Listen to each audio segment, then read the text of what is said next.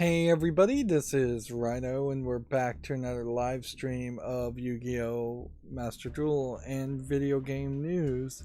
Today is Wednesday, September 20th. Let's see, we've got a new Fusion XYZ event underway as a notification. There's also a new secret pack Beetle Troops rollout, which we'll probably want to engage with. It's also a new structured deck, Hidden Arts of Shadows, which we definitely want to engage with because it would just be consistent even if it didn't give us any new cards, which it almost certainly will give us new cards. I'm not sure if I really did all of the previous event. We'll jump in there and check. But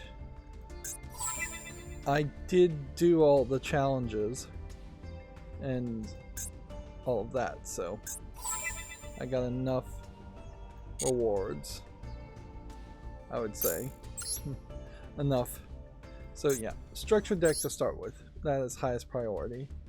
In the structured deck contents, we can show the number owned, and we can see very quickly we don't own any of these ultra rares and super rares. And we don't even have 3 copies of like this normal. There's a bunch of ultra rares and super rares here also. Unfortunately, these structured decks are built in a way that you're only going to get 1, maybe 2 copies of each card each time you buy the structured deck. So instead of it being 500 gold, you have to purchase it 3 times. This also creates a situation where these cards that you're collecting are the kinds of cards that you could never dissolve into crafting points.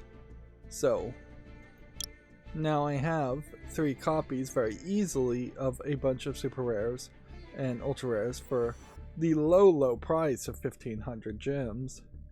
Or yeah, I think 1500 is the right number there. But this 4 here, this 4 here, this 4 here may not actually be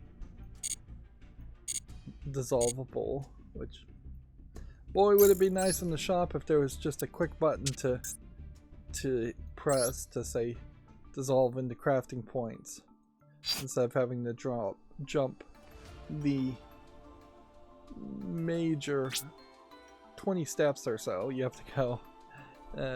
It's probably closer to 15 clicks to get to this point to dismantle all of that. Then 2, 3, 4 clicks, 5 clicks, 6 clicks, 7 clicks to get back to the screen, when really there just could be a button up here. 7 clicks to actually get to this point. And so, yeah, that did let me dissolve the cards I already had extra. So now you're seeing a lot of 3s.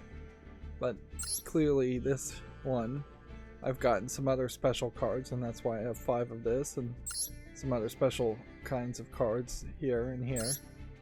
And honestly, if Yu-Gi-Oh! Just allowed me to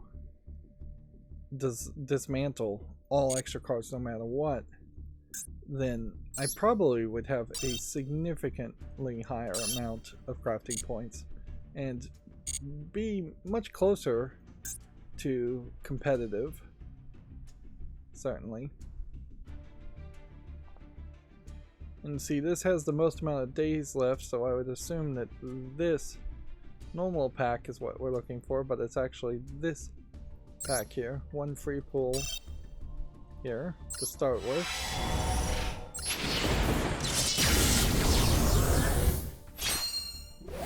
This is a secret pack that will be 4 cards out of the master pool, the master deck, and then 4 cards that are pickup cards.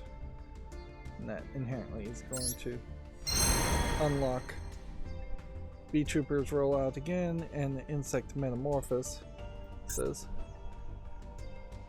Which, yeah. Let's look at insect metamorphosis, but we're fairly low on gems at this point, so it would be hard to justify buying any of these decks. This is not a terrible deck, perhaps, to buy 10 or 20 packs from.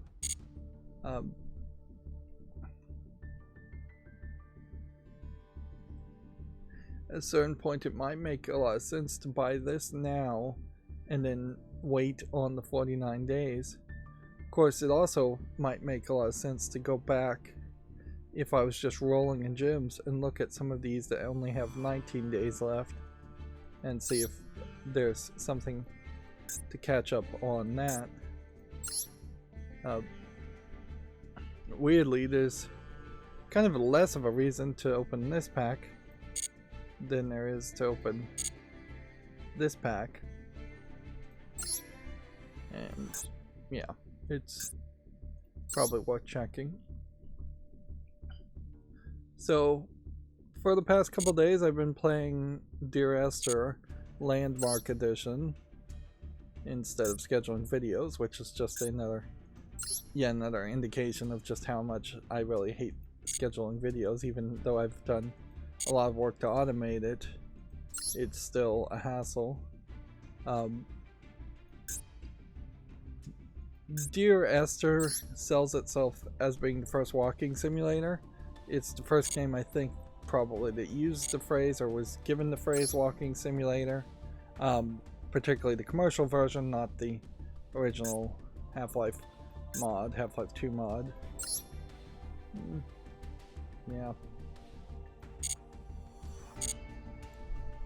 And it really just suffers, I think, by being exactly what people hated about walking simulators, and it really just doesn't have that same relevancy. Now, on a certain level, I think maybe Dear Esther, if it had a pop-up at the beginning of the game, very much like the Telltale games pop up and explain how the games are played, it could be much better, because there is some level of randomization. I don't think as much of a level of randomization. Let's just open 20 packs here and then jump in and play.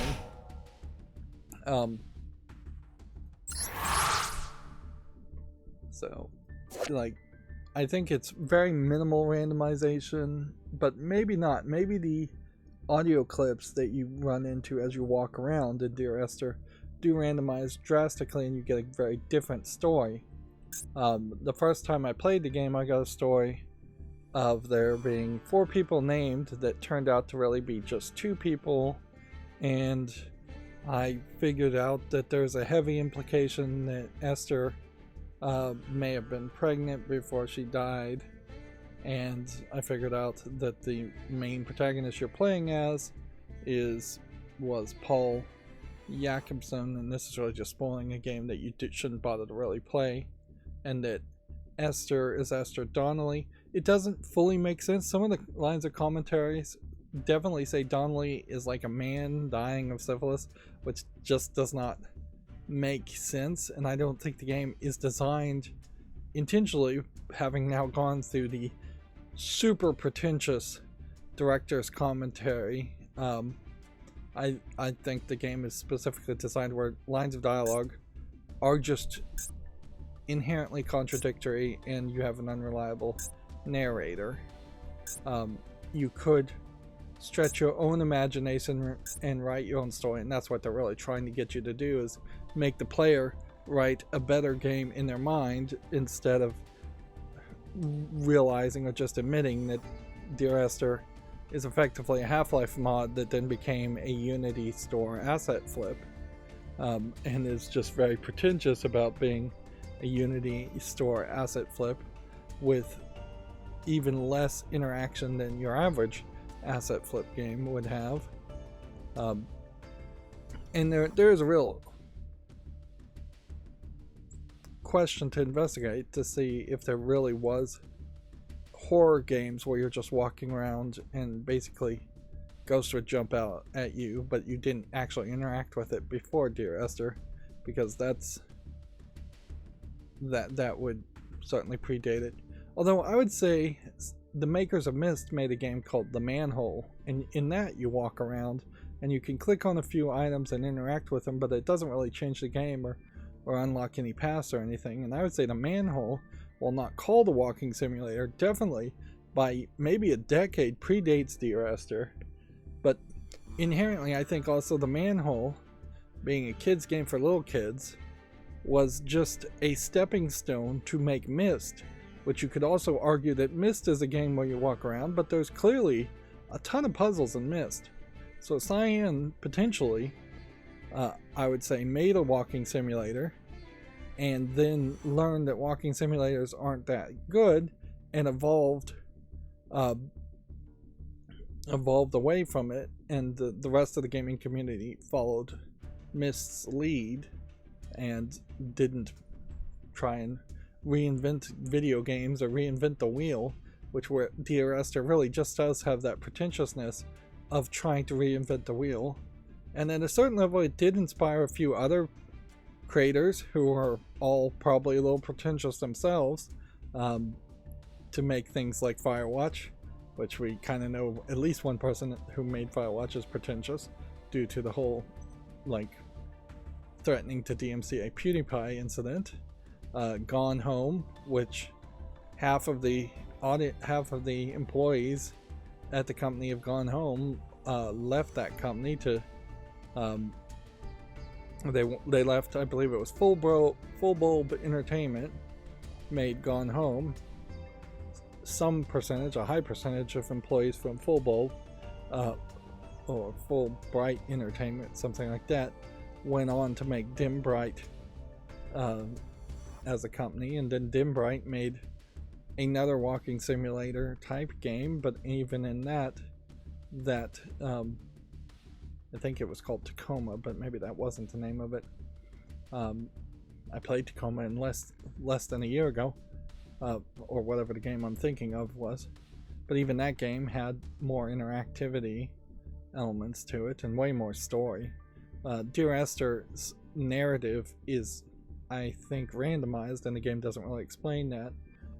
But it's also very short. It's like 39 monologues that can be as long as maybe 6 or 7 sentences, or as short as, I would say, 3 or 4 sentences.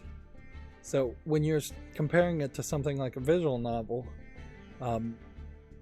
the Dear Esther is just really, really short.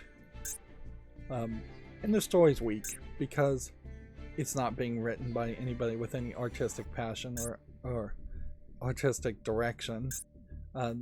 They want everything to be open to interpretation, which is just a cop-out to say the creators of the game themselves didn't have an artistic vision that they wanted the game to hold to, and they didn't have a artistic narrative that they wanted the player to go through. If anything, I would say the 4 chapters of Dear Esther feel very separate and inconsistent, and it feels like the 3 people that worked arguably in partnership when really there should have been one person more in charge leading the vision, may have just separated a lot of the work, because the 3rd chapter, the cave chapter, is almost exclusively designed for the musician and the music artist of the game, and so it does not really connect at all to the other experiences. Visually, it doesn't connect either, because you're in a cave in the 3rd chapter where you're on top of an island in the other 3 chapters. And a big problem there is, as I was covering Dear Esther Landmark Edition and listening to the commentary, is certainly I just, on personal opinions, disagreed with a lot of what was being said. It felt like they're smelling their own farts and liking it, for lack of a more subtle term. But then they also just, like, in a couple commentaries, contradict each other. They call each other for copying out, or they call out the writer for copying out in one commentary. They mention the word pretentious, so they know that they're a little pretentious themselves, even if they don't want to admit it. And as I'm just almost 100% disagreeing with the commentary, that's really good criticism in my opinion, because it gives me something to say. It doesn't always have to be disagreeing. I could have agreed to 100% of the commentary, but it could have given me a prompting point to actually talk. So I was going through entire chapters for an hour and a half while looking at the director's commentary and spending a significant amount of time actually doing good old-fashioned video game criticism, which I don't get to do too much these days. Far too many games, particularly kids games, have some major general problems and complaints where I will either complain about that same thing over and over again, or I'll just be lulled into saying nothing. And a lot of games have a ton of grind in it, and so if you're killing the 100th rat in a game, there's not really any new criticism to say there, so I'm just falling silent as games grind out more and more.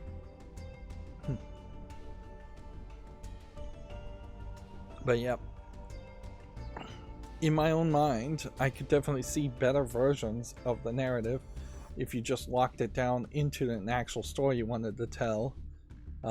I could see potentially the protagonist having a split personality, or waking up with like a head wound at the beginning of the game, so it more obviously explains his confusion and misunderstanding of what happened, and that there is an actual mystery to the game.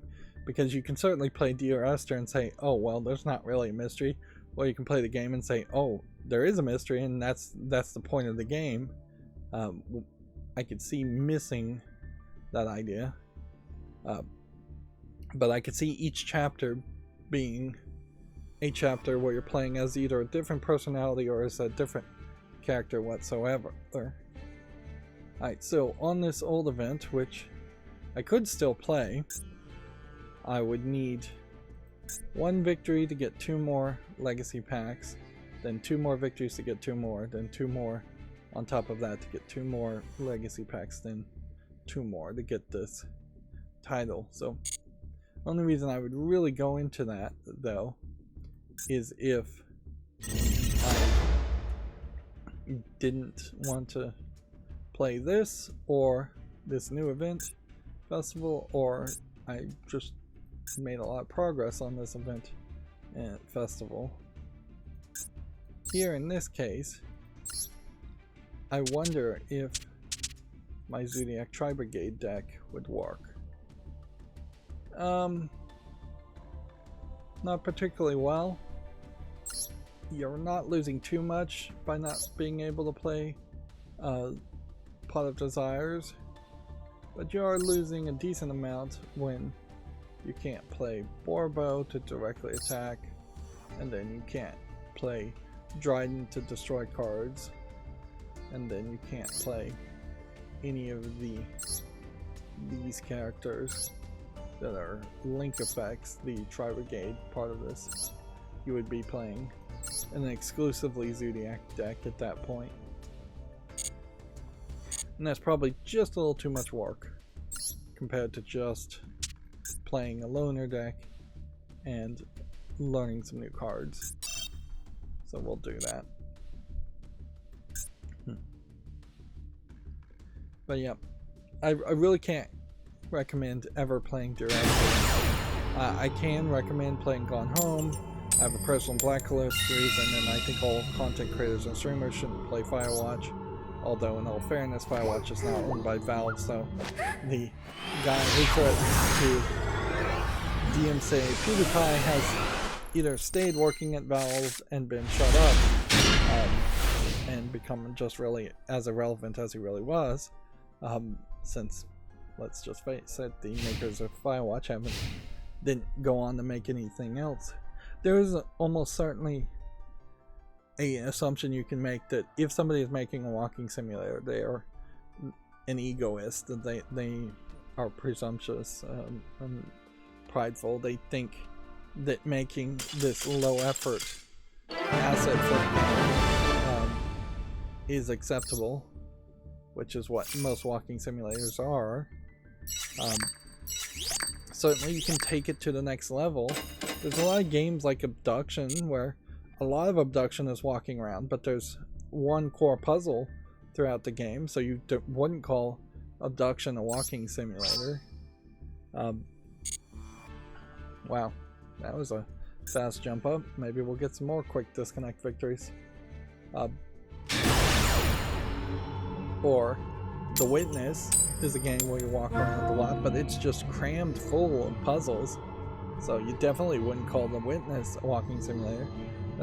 Obviously, in both of those cases, you have the good parts of what you could have gotten from the idea of a walking simulator, and then a lot more added to it by having way more dialogue and way more interaction. Let's see.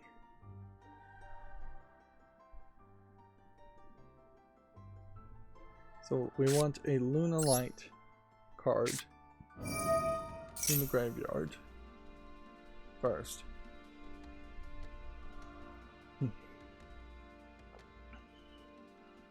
It potentially would have been better. It would have saved me about 4 hours and 4 episodes. Although I don't know if there's really a reason to save me in that case. Save that time. If I had just played the director's commentary the first time. But then I wouldn't have gotten the story. So...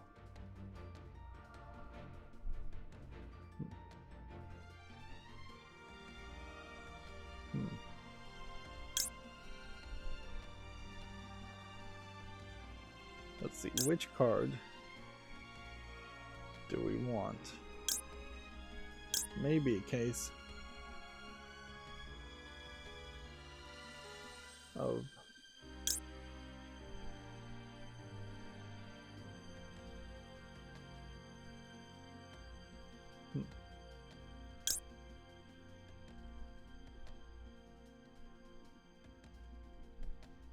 Yeah, the question here is which is the best card? Let's try the most highest attack here first and see how that plays. Luna Light White Rabbit implies to me that this is a Alice in Wonderland experience. And Fusion Summon. Something, I guess, with these two. Not really sure what the Fusion Summon. And see, there is this weirdness, certainly, since Dear Esther was originally just a Half-Life mod, that I kind of feel like I could hire a small team of programmers and direct them to make a better version of Dear Esther very easily. And that is kind of the problem with things like RPG Maker also, in that it makes game development seem so easy that it opens up a window of a lot of people who are not skilled yet enough, who haven't learned enough, who haven't been educated enough in game development. It lets them make games, which on one level that democratizes game making and lets anybody make games, which is a nice concept, at least in the abstract, but in the commercialization and being on Steam and being on that professional level, I'm not sure that the game industry and Steam has been improved at all by having things like Steam Direct and by having RPG Maker exist as a game engine, or just asset flipping in the Unity asset store being an easy way to get art assets. And see, I feel people's pain somewhat on that, because personally I wouldn't have any artistic audio or visual wise. I wouldn't have any artistic skill. So I could personally program a video game, or at least I think I could. I do think I have the skill there if I put enough time and effort into it. I probably would take way too long, to the point where if I was being paid, I would be fired for taking too much time or not documenting code enough.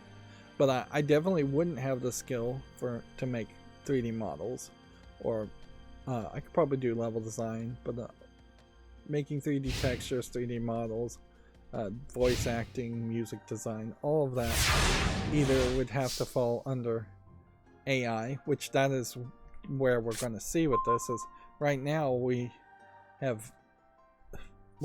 a small reprieve from people making walking simulators, and we're going to see lots of examples of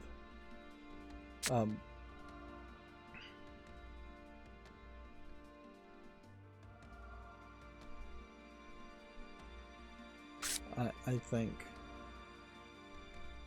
think we're going to see a lot of examples of AI generated video games pretty quickly.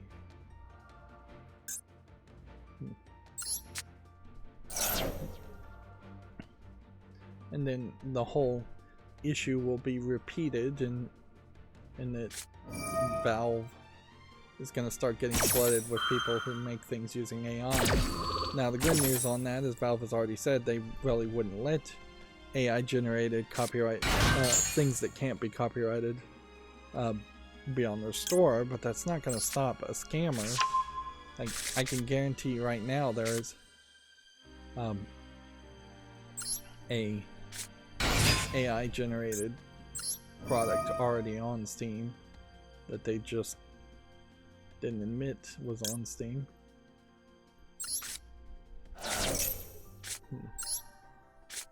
Let's see what we can do now.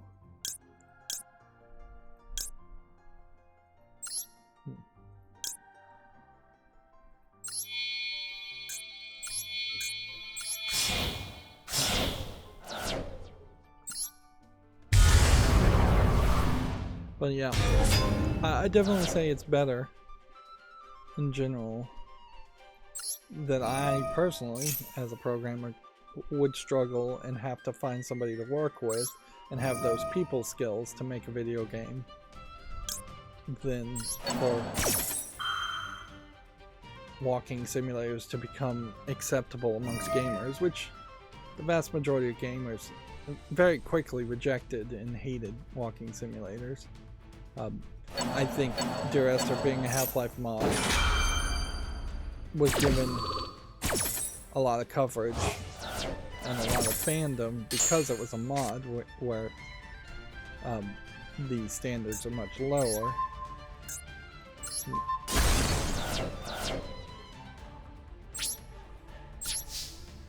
But once it became the commercial version, which was made, it needed to really step it up.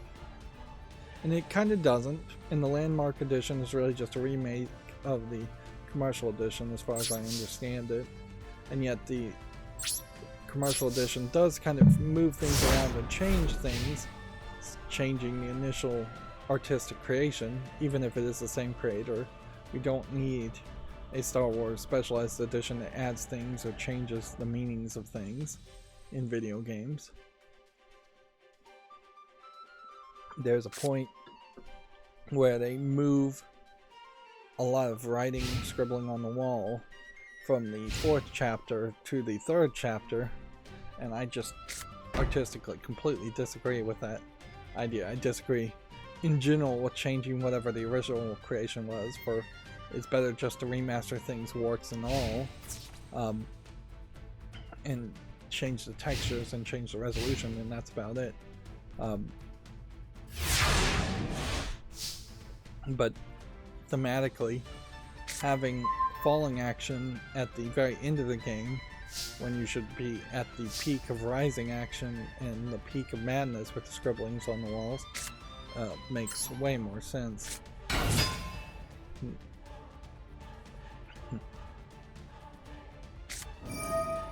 Speaking of peak peaks of madness. I baselessly, when this whole Unity thing, and we'll talk about Unity less today than we have in the past, I baselessly pointed out that every time there is controversy, there tends to be somebody crazy who makes a threat against the source of that controversy, in this case Unity. And it is become so commonplace and so unquestioned that yes, you can basically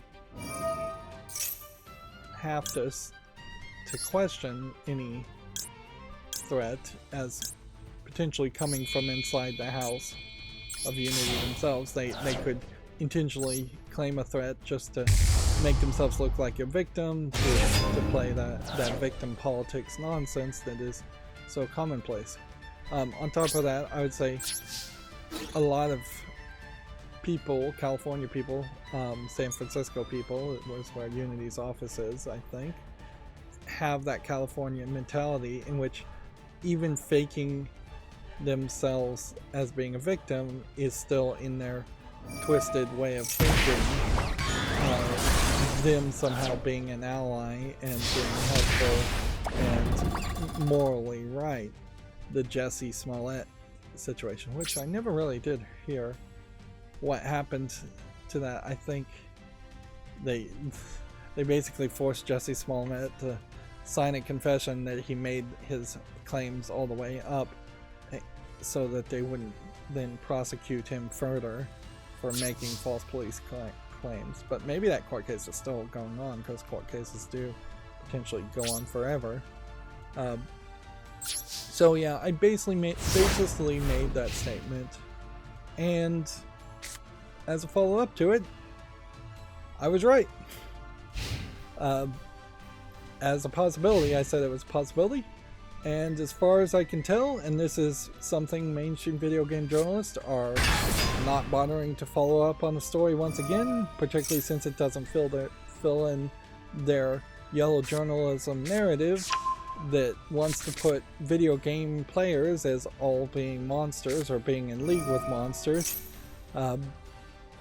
But here we have a tweet from Nicole Carpenter, who I believe may be a employee of Unity, or maybe she's just a reporter. But on September 14th at approximately 9:30, San Francisco police officers assigned to the Central Station responded to a unit block 3rd Street regarding a threats incident. When officers arrived at the scene, they met with a reporting party who informed them that an employee made a threat towards his employer using social media. The reporting party also said that the employee works at an out-of-state location for the company, but they had been unable to reach outside jurisdiction to make a report. Which, let me just put on the tinfoil hat here and wonder if this isn't a case where they got a fall guy in India outside of the country, or at the very least they've gotten a fall guy outside of San Francisco police and California state police jurisdiction. Although I don't know how much it really protects you if you're making a threat online and using interstate internet traffic. At a certain point, a threat then is a federal issue anyways, and so I wouldn't be surprised if the San Francisco police would just hand this to the FBI to investigate it, and then the FBI would have to choose whether they want to do anything with it or not, and they probably wouldn't. The reporting party was advised to contact the jurisdiction in which the incident occurred, and officers took a courtesy report. So San Francisco police did basically nothing, which is kind of typical for the police. They're always around when you don't want them, and they're never helpful when you do want them to be helpful. But yeah, tinfoil hat, since let's just double down on baseless speculation. Maybe this wasn't just the case of a employee thinking they were being an ally by making a death threat online to make Unity look like a victim. Maybe this was straight up sanctioned by some level of management at Unity to make a death threat to try and change the narrative, which it, by the way, failed miserably to change the narrative in any way. Even today, we're seeing calmer, more thoughtful reactions of companies who are leaving Unity to almost exclusively go to the Godot engine. I've not seen anybody say any other engine whatsoever. The ball is really in the court of the Godot engine now, to not devolve into an open source cesspool or go in crazy directions or try and monetize itself in crazy ways. Godot right now is just thanking a lot of people for supporting their funding campaigns, which is just the right way to do it. Is mostly work on your next version of Godot and be very grateful for all the support you're getting and try to stay out of politics and try to stay out of controversy. But yeah, there's a major problem, certainly, and this isn't really tinfoil hat. This has just been proven by anybody who objectively looks at the way coverage around gamers is. There's a major problem in which mainstream video game journalists actively want to paint gamers as one large group, and that one large group as being violent, evil, wrong, Nazis, whatever word you want to use, hateful, full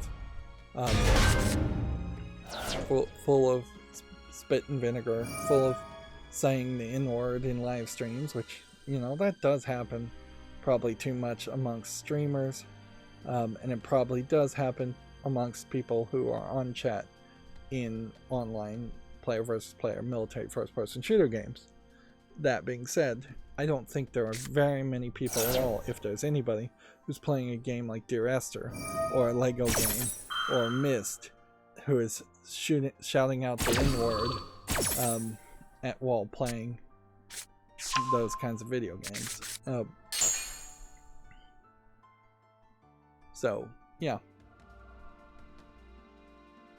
And that's why I personally, in part, refer to video game journalists as mainstream video game journalists instead of video game journalists, is because the mainstream follows this mainstream groupthink that mostly comes out of California people who want to protect video game companies, or in this case a video game software company in the form of Unity, and they want to be friends and rub elbows with those companies as much as they possibly can.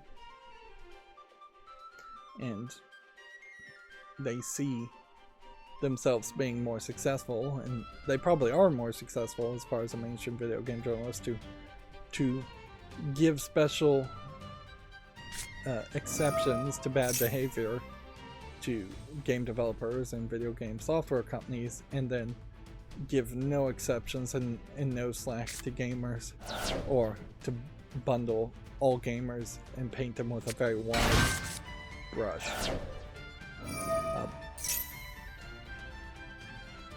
But yeah, that is definitely a story that should have had a follow-up. Real journalists should have followed up on that. There should be a follow-up even after this, as far as where's this court case going. There really should be a step back and say, hey, how many times has this happened before, where some company has some anger or vitriol against it, and then there's a threat, and then the threat turns out to be incredibly illegitimate. Almost all threats online, and almost all threats even written, mailed, or phoned, are illegitimate. Most people that do acts of violence don't threaten at the beginning. They do the acts of violence and maybe have a manifesto later. But there's just like way too much credibility given to threats when there really shouldn't be.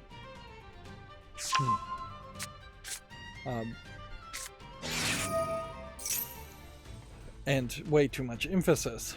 Really, journalists should say, hey, we're not going to report on threats against the company because that's not video game news, really. There's a lot of reasons why you could say that. It would not give any special coverage or attention to people making the threats, which that's an argument that journalists have been making a lot of times. Every time there's like a school shooter or a serial killer, the news in general has in the past made too many stories about that person to make them famous, which is just potentially, or people have argued, hasn't just encouraged more school shooters, more serial killers, made more spree killers. And so regular news, not video game news, has pretty much adopted a policy of not naming the accuser, but instead naming, or not naming the accused, but instead naming the victims, and talking about those people and making those people famous.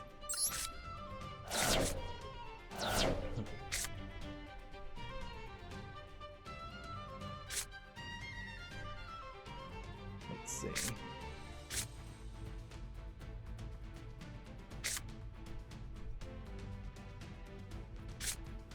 Summon this.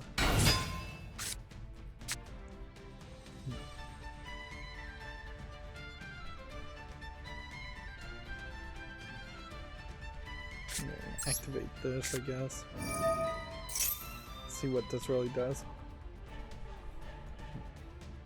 But yeah, I think an extension of not naming like shooters, school shooters, and things like that should be not talking about or naming threats against video game companies. Not unless it's I'd say it'd almost have to be like a prolonged threat, but any kind of exception is just going to be manipulated for victim points. People thankfully see through all of that nonsense mostly these days, too.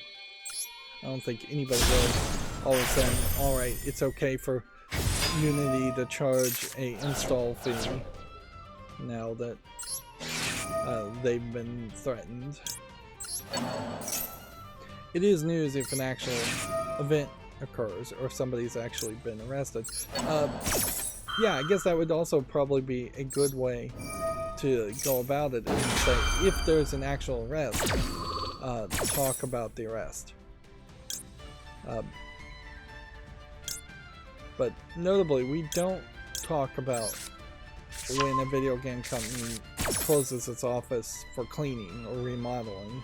So why should mainstream video game journalists talk about it when it's closed for a fire drill or a bomb threat either? That's all very internal business stuff that probably should just be for security reasons kept private. Like, we don't talk about when there's major weather closures of video game offices either.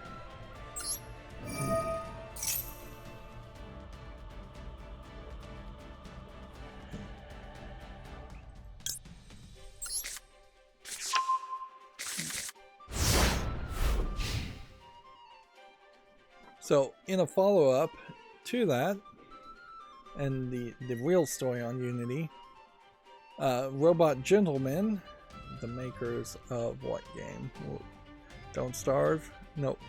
60 Seconds and Gone in 60 Seconds, Gone in 60 Parsecs as a series, has done the wall of text saying they're bidding adieu to Unity for good. Our next project, which is in development for 4 years, will be migrated to the Godot engine, and all of their release games from the 60-second series will be ported away from Unity as soon as possible.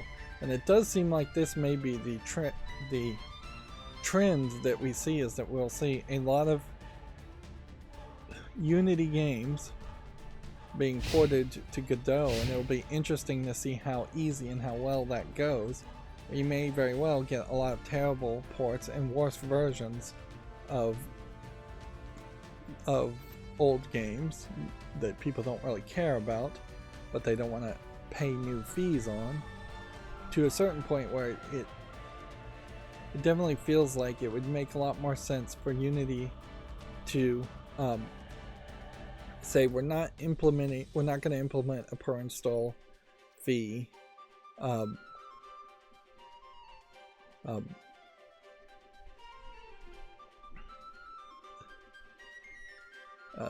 We're not going to implement the install fee for old games, so please just keep using our old games the way you were. One part about this whole story that hasn't been covered as much is that it's not just the install fee. They also eliminated a middle tier of the licensing fee where you are paying, say, I think it might be saying here,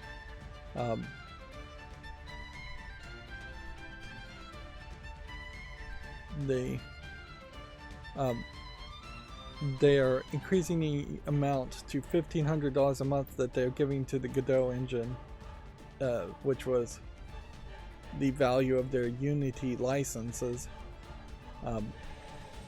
So yeah, they were paying a license on top of that, and there's different tiers. There's one like free tier where you will see made with Unity at the beginning of a game, and they're keeping that, but they're getting rid of a middle tier and pushing everyone into a pro tier, forcing them into a more expensive upgrade, which again just doesn't feel legal to so drastically change the terms of contract. It almost certainly isn't, to single-sidedly, unilaterally change the terms of a contract. So even if you weren't concerned about the install fee, or concerned about the terrible advertisement and marketing and debacle that this whole Unity thing is, you very possibly are concerned that your budget has just been ruined if you were given, say, $1,500 for licenses for Unity for a few seats. And these are per month or per year licenses too, so every year it's another $1,500, even if you're not using a newer version, or they're not really even putting out updated versions.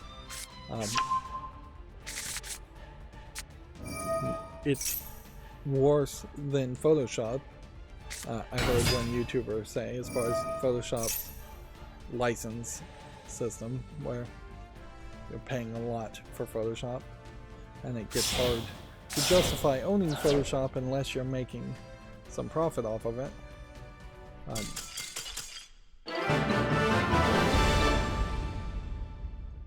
The other big news for today is that Microsoft, one assumes accidentally, leaked a ton of information via the submission of documents and forms in an unencrypted link to the court judge in the court case against the United States FTC versus Microsoft in the Activision Blizzard merger, effectively spoiling a lot, if not all, of their plans up until 2028,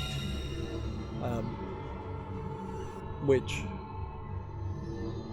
it'll be interesting to see if they stick to those plans, or how much you ever really would have stuck to general outlines or plans. One assumes that this isn't a fake leak full of fake news, because that would then just be submitting false records to a judge, and that would be very illegal. But certainly Microsoft could pivot and just change every single plan they had if they really needed to, although at a certain level it kind of doesn't matter that people know that these are their plans if you also know how easily plans fall apart in the actual business world. And it definitely highlights the need for really, really good judges, and you would think Microsoft already has not judges, really, really good lawyers who are technically adept, and clearly they don't. Lawyers aren't technically adept enough. This is just off the point where Sony submitted paper things that had been just blacked out with a Sharpie, and then when they were scanned, the censoring in the Sharpie was undone. So Microsoft does it the modern Western way of giving you a link that's not encrypted, and Sony does it the Japanese way of printing everything out, writing a Sharpie through it, and faxing it. Which, yeah, I think that probably just highlights the major problems of lawyers not being technically adept. I think they are getting a little bit better, but there's a lot of lawyers that end up doing everything paper-wise. And I guess if you are a person who hates technology and wants to do a lot of reading, being a lawyer might be a really good way to accomplish that even now. But yeah, if Microsoft could have settled with the FTC, they obviously would have preferred to settle with the FTC. Yeah, so that this kinds of information, and potentially even more information, doesn't get leaked or continue to get leaked. That being said, as we go through as much of the details as I can, there's not really a lot that's that surprising here either. If I was generally just thinking of what previous attempts and previous trends have been in Microsoft and what you would expect Microsoft to work on, or Xbox to work on, it's not super out of the way weird. So the headline here at GameDeveloper.com is Dishonored 3, Fallout 3 Remaster. I feel like the Game of the Year edition of Fallout 3 is already a remaster. Maybe the visuals weren't really touched there, but I honestly don't know what would change that much to make Fallout 3 that much better.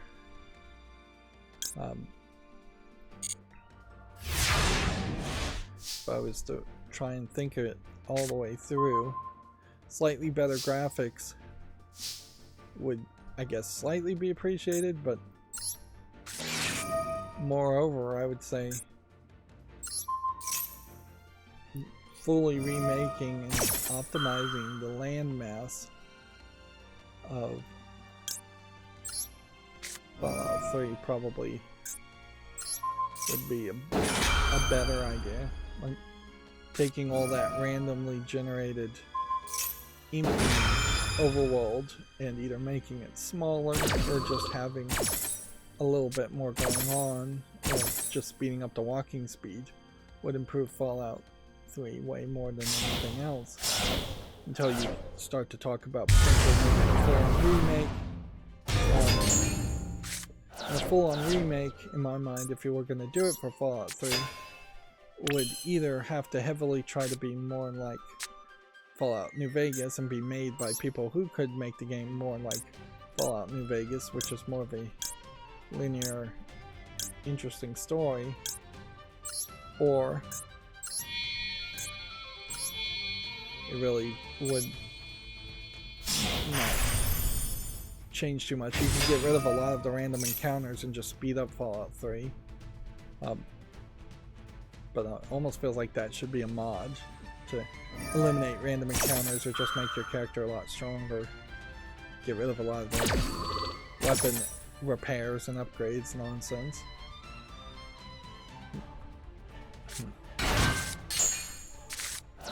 Let's see if we can get any real details here.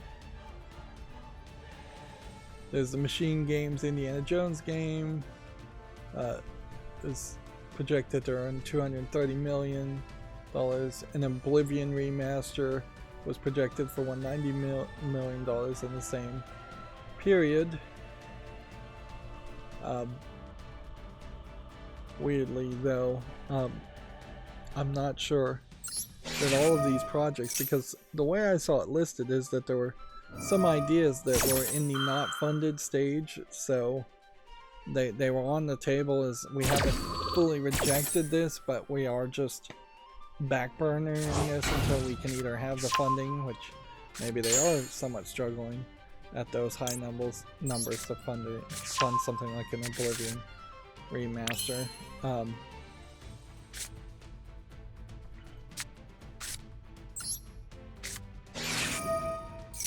But yeah, no real design or interest in remaking any of the earlier Elder Scrolls games, which desperately could use a full-on reboot remake concept, so you can have something called Elder Scrolls. Yeah, I just in part really question if it wouldn't make sense for the next Elder Scrolls game just to be called Elder Scrolls Modern. But it almost certainly would make more sense to call it Skyrim 2. I'm gonna activate all these effects and hope that they're good effects.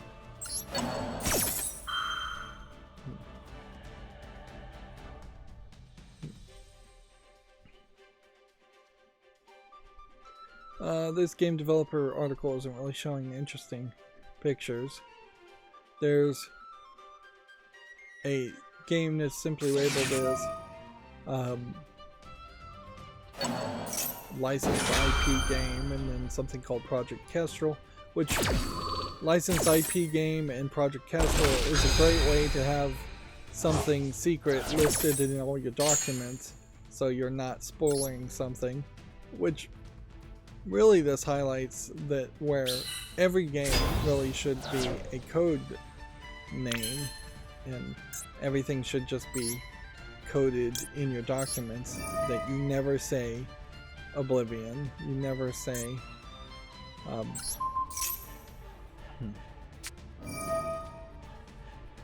you never say Dishonored 3. It's always some code name until the game is announced and you get that first announcement. And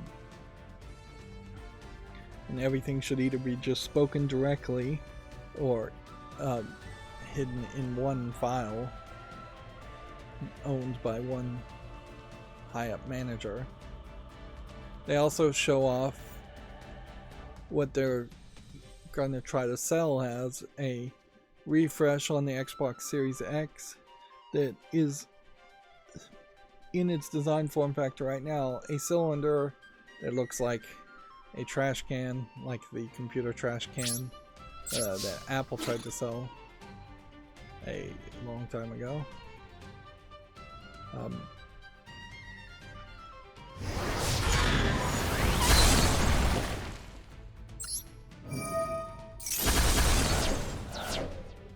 Interesting. Wow. This guy can attack twice.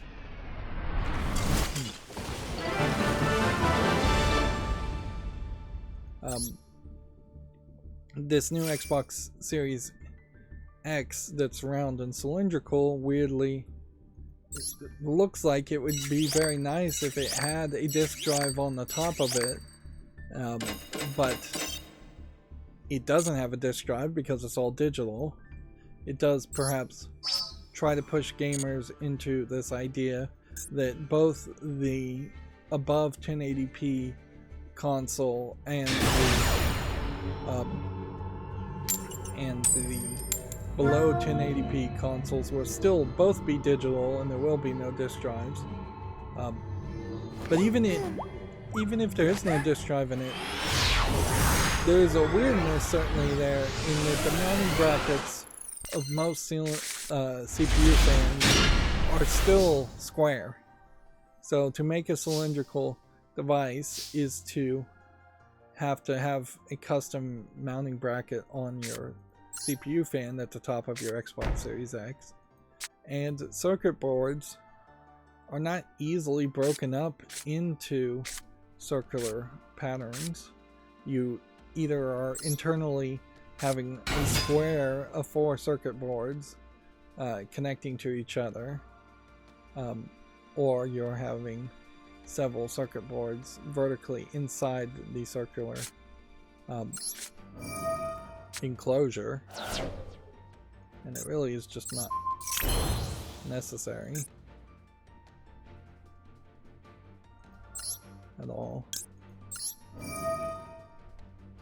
It's overly fancy for no reason, and that's not even getting into little problems.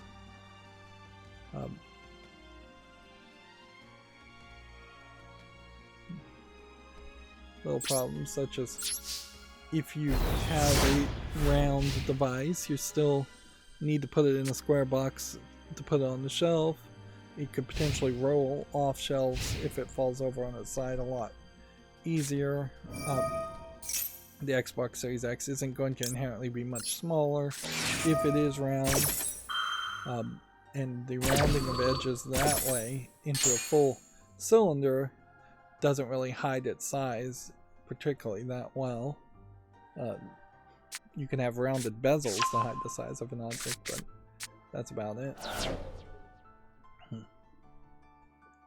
Another thing that leaked, and this is from Video Games Chronicle, is that Microsoft apparently plans to let players order customized Xbox Series X consoles through Xbox Design Lab in the future, which I thought you could already kind of do that. Isn't that what the Design Lab was all about?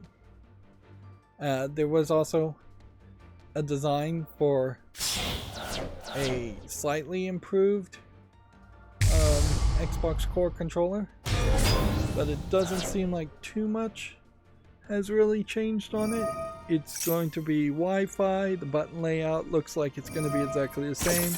It's going to have advanced haptics, and that also seem like they will serve as speakers on the controller, which, yeah, it definitely kind of makes sense that you could have the right kind of resonator or speaker at, I think they're supposed to be like right here. You could have it so it shakes a controller at low frequencies and makes sounds at higher frequencies.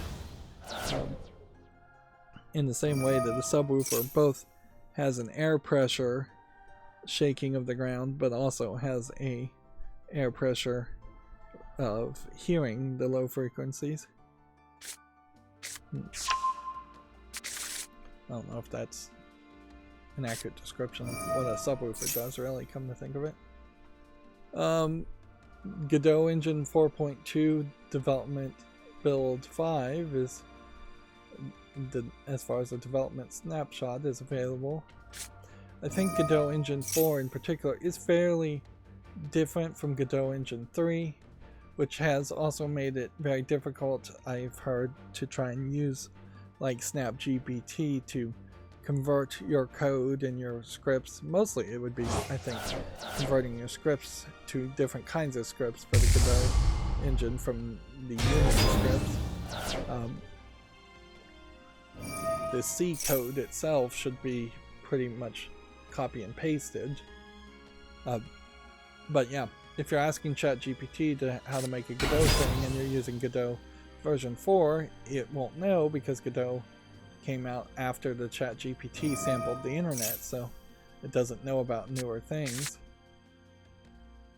Video Games Chronicles talked about this physical accessory that's come out, and I don't talk about physical accessories too much, but this is very much a controller for people with nostalgia or people with big hands for the Switch. You can see, compared to the Joy-Cons, these button layouts are about twice as wide, and personally I definitely was feeling the pain after playing Pikmin 3 Deluxe for even half a day on Joy-Cons. It also, just in general, builds up the overall form factor of the Switch by adding a little bit at the bottom here and having some rigidity instead of this just being 2 Joy-Cons that slide in. But I've also seen one review of this, and the buttons sounded really clicky on the Z, L, and the right bump and right trigger stuff, and a little squishy, I think, on the ABXY, and the analog stick felt a little lesser quality. And that is inherently what you're gonna run into if you're not lucky with third-party controllers or adapters, is that there's just less of a number of people that they're gonna sell it to, so they have to make it cheaper to make as much profit. It would be very nice if something like this had just been made by Nintendo. It doesn't really have to have the GameCube layout and colors in any way, and it's also important, I guess, to point out that the GameCube would have had an 8-way octagonal stop rim here instead of a round stop rim, which, if you were specifically trying to play GameCube games on your Switch, it's gonna feel a little bit different there. Also,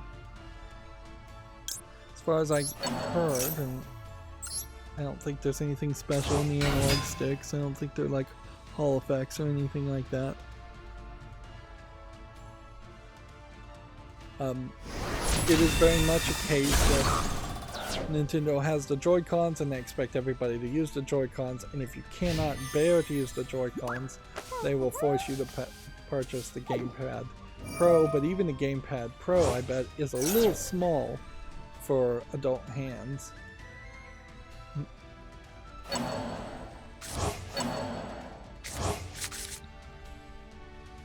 That was another thing that leaked, is that Phil Spencer is, for lack of a better term, crazy and still plans and hopes to purchase Nintendo at some point, which they tried to do that, I think, in 1994 and were laughed out of the room, and they still would be laughed out of the room.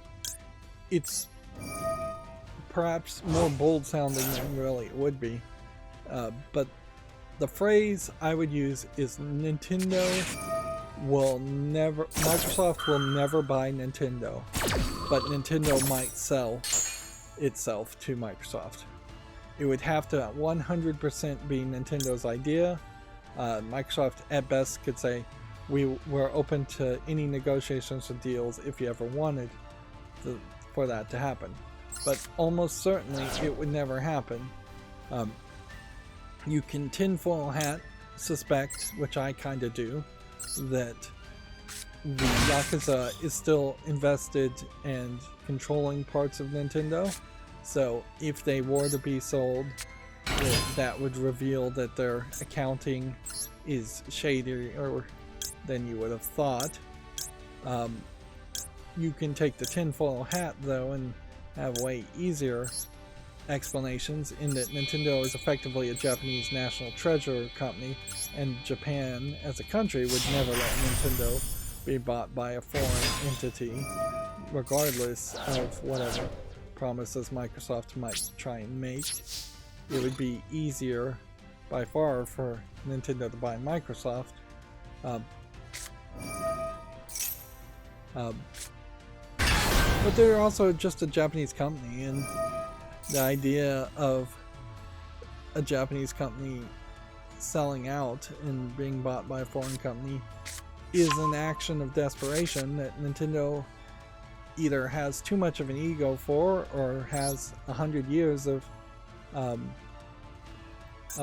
funding in which they could just lose profits for 100 years and still be fine, which gives them plenty of time to never be desperate enough to potentially sell to Nintendo, sell to Microsoft.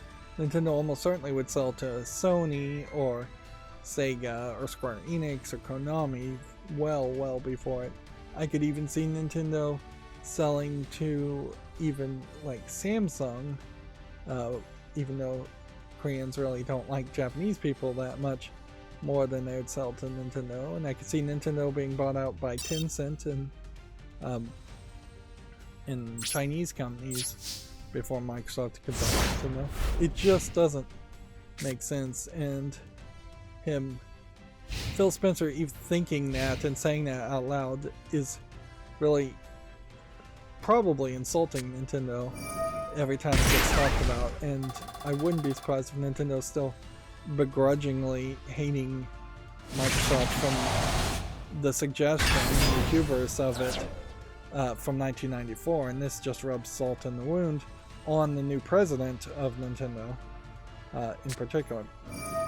Now, one thing I think Microsoft could do to open up that gate to potentially Nintendo being merged with Microsoft as a partnership of equals, or at least selling it as a partnership of equals, say 20, 30 years down the line, because it really would have to be boiling the frog style of business making, just establishing a relationship and growing a strong relationship over the course of decades.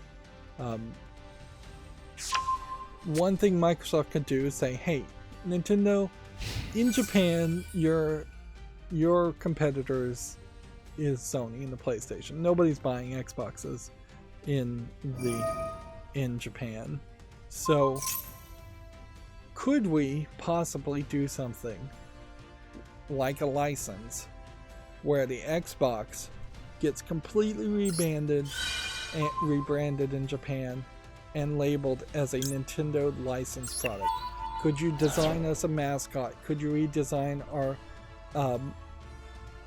our console to have a different color palette and look differently, be much more colorful like the Switch is, and have something that would be up to the quality of what Nintendo would want to be? And so then this would, in Japan, the Xbox would be rebranded as the Nintendo Supercomputer, or Nintendo 4K box, whatever Nintendo would really call it. Maybe for just a joking reason, maybe we should call it the Nintendo Gaijin box, a foreigner's box that's sold specifically to just foreigners who happen to be in Japan at the time. If you went down that step, and if Nintendo would be even slightly receptive to that, to say, hey, we're going to give you a percentage of hardware sales for every Xbox that is sold, just so we can license your name and have you be in charge of branding and selling it in Japan. And that there might be the beginning of a relationship there that might make sense. And Nintendo potentially could buy into that idea, because they see their real competitor is PlayStation, and the real competitor to the PlayStation 5 is called, in terms of power, is the Xbox. But yeah, I don't know if the Xbox is really that much competition, or that much extra competition against the PlayStation 5, because we pretty consistently see that almost all games being bought in physical form these days are being bought for the Nintendo Switch in Japan. Of the top 30, you're seeing 2 or 3 from the PlayStation 5 versions of the discs. So Nintendo's already killing it there. Maybe Nintendo would be afraid of being accused of being a monopoly, but that would have to imply that the Japanese companies, the Japanese government cares about Nintendo being a monopoly, or would want to stop Nintendo from being a monopoly, which I don't know if I really believe they do. But yeah, if Sony pulled out of the market right now and said, we're getting rid of the PlayStation brand, we're not making games, we're not making consoles, maybe that would make Nintendo desperate enough to say, hey, we need to prompt up our competitor as an actual competition to the Switch. Otherwise, it is going to be a monopoly instead of a duopoly as it is now.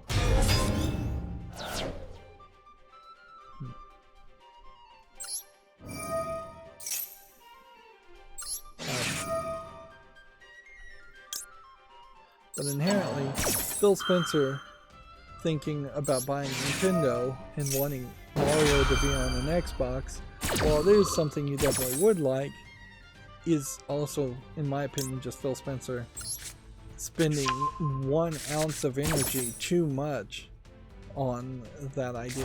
I mean, there's just certain things you should know is never going to happen, and it's not worth even bothering to discuss.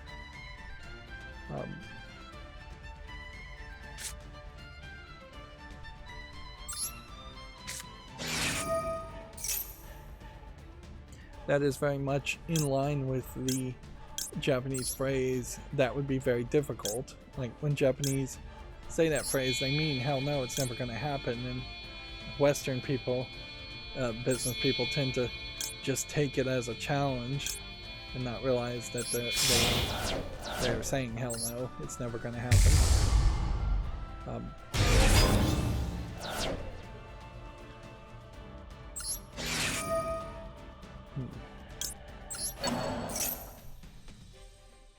I would much prefer to see Nintendo work with Xbox for PC gaming, which would feel even less like competition to Nintendo, and say, hey, we'd like to help fund your second-party developers and your first-party developers to make PC ports of your game, because Nintendo games being on PC would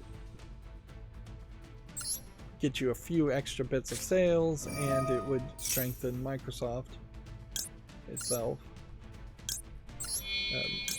for their Windows platform.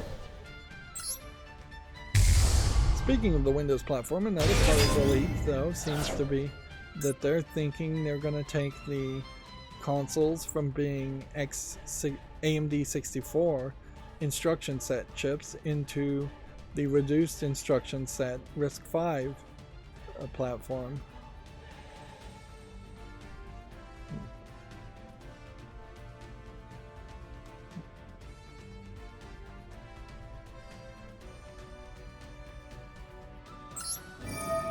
This is not something I really need to do, but whatever.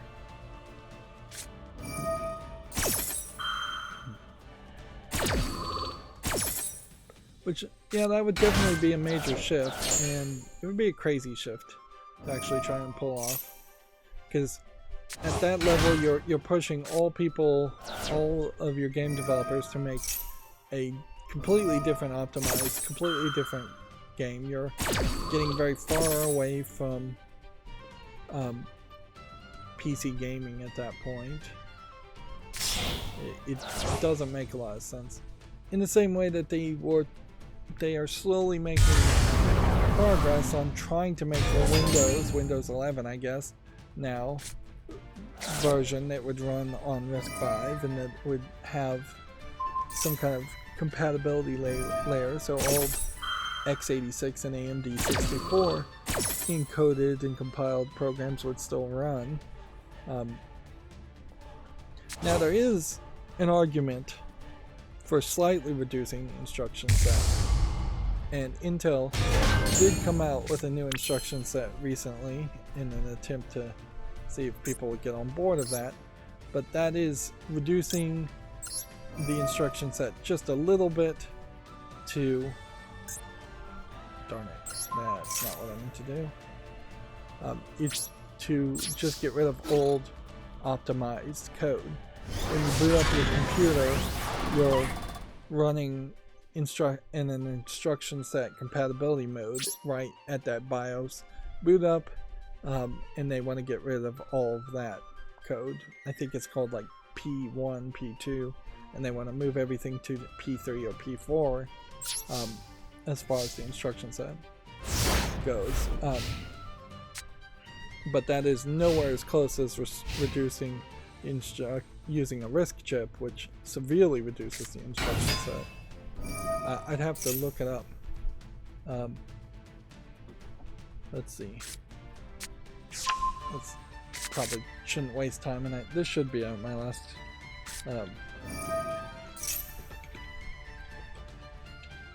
last game. Comes up. Where was my mouse cursor even on that? I just typed the whole thing and I don't know what I was typing in. That's a problem, certainly.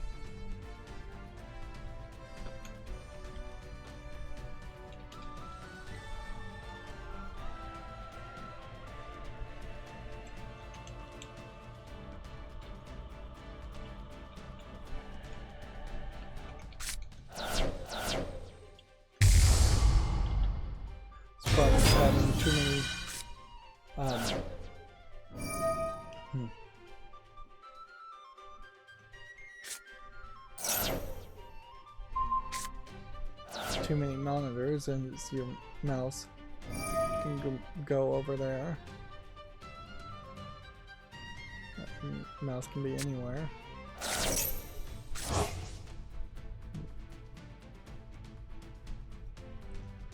Yeah, I'm not sure this is even gonna tell me.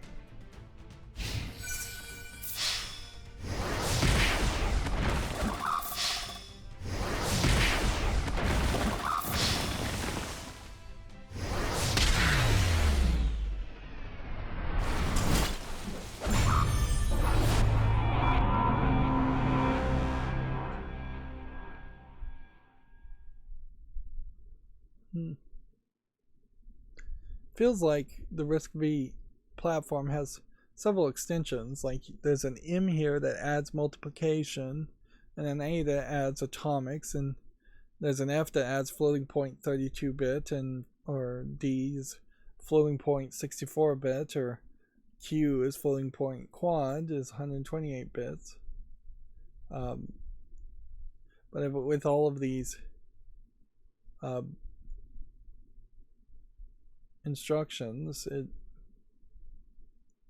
not giving me a direct answer as far as just how many instructions are in the RISC-V reduced instruction set compared to AMD 64, which I would guess has probably about 1,000. If I was just to pick random numbers and guess, I bet the RISC-V has somewhere around 100 to 200 instructions of low-level add, remove, multiply, and then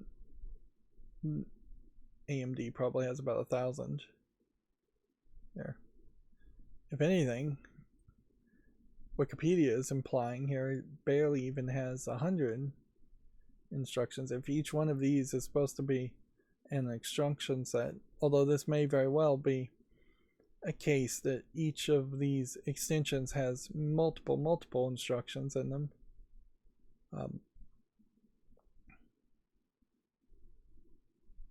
And certainly this is all very, very low level stuff. When I shouldn't bother with talking about any of that, I should just say, yeah, a RISC-V based Xbox Series X would require a lot of optimization and a lot of programming. It would potentially be very good on battery life, but then an Xbox Series X wouldn't be on batteries more than likely. So there's not a lot of benefit there to going to the RISC-V. The major benefit of going to RISC-V is just to stop doing business with either AMD or Intel, which, yeah, Intel kind of sucks at the moment and has historically sucked in a lot of different time frames. AMD has sucked at previous time frames too. Although I would say AMD's problems tend to be a little bit more about them having just poor performance more than them actively just being jerks, where Intel I think has been a little bit more of them being jerks.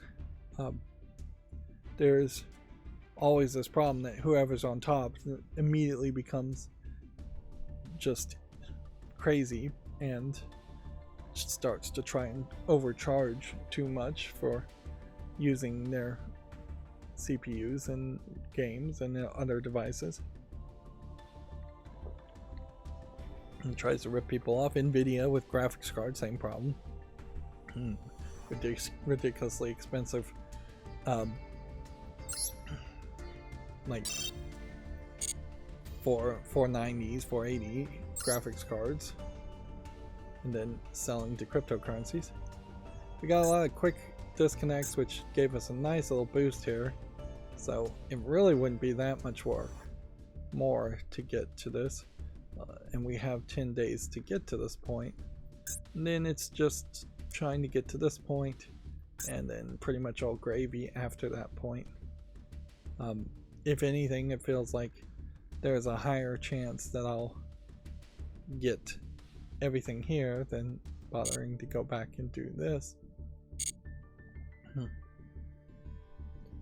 But yeah, we probably have a decent amount of things I want to say today, so we will need to play more of the XYZ festival overall.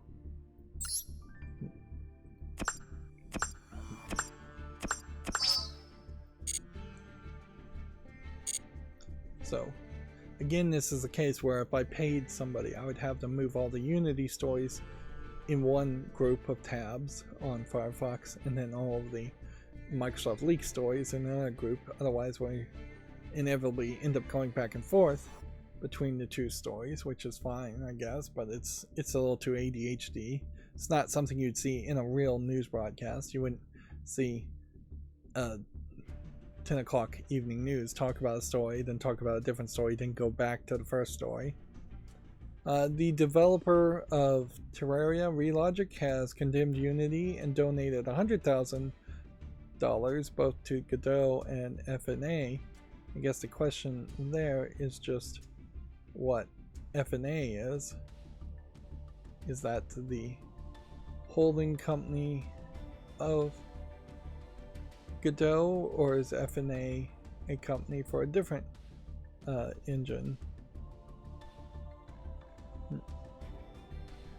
They're saying they believe that Unity's misstep will be a cautionary tale.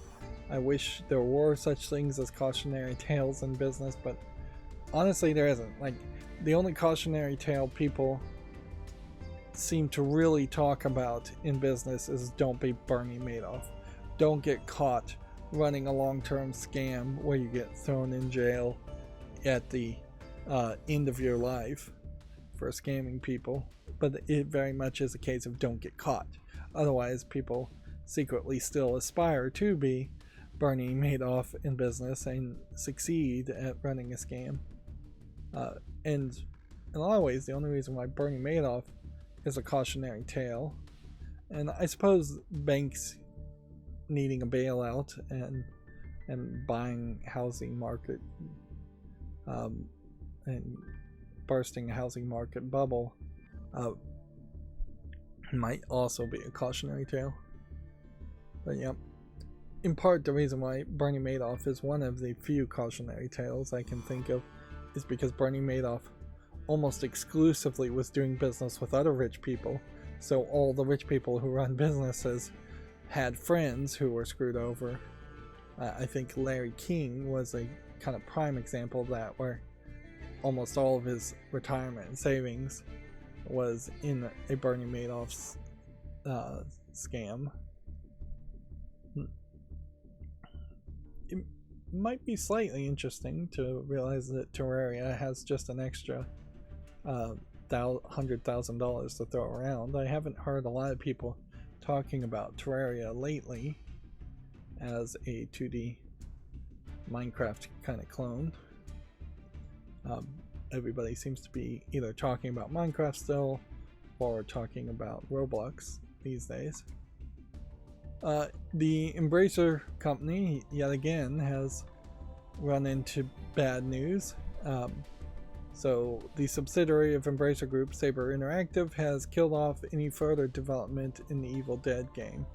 This means that the planned Switch release will never see the light of day, although at a certain point I wouldn't be surprised if that has more to do with a Switch 2 being in the works. Now, the question here is, was there any version of the Evil Dead game that actually was released? Yeah.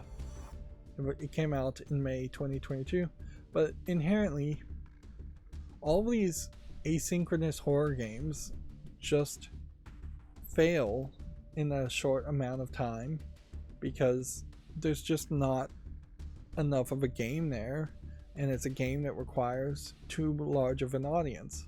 Well, I'd much prefer that the Friday the 13th game have been a single player experience mostly, and that this Evil Dead game would have been a single player experience mostly.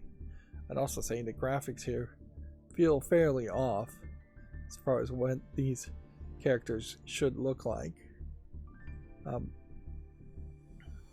There might also be some licensing issue here that is not being really covered or talked about, that it was just maybe too expensive to continue on this path. It does definitely say something, though, that I didn't even know when the game came out and nobody's talking about it. It's still increasingly a huge problem that people aren't even really talking about their experiences of Starfield, let alone anything smaller than Starfield. It's just not getting a lot of feedback. I'm still not getting a lot of feedback from real gamers as far as what they're playing.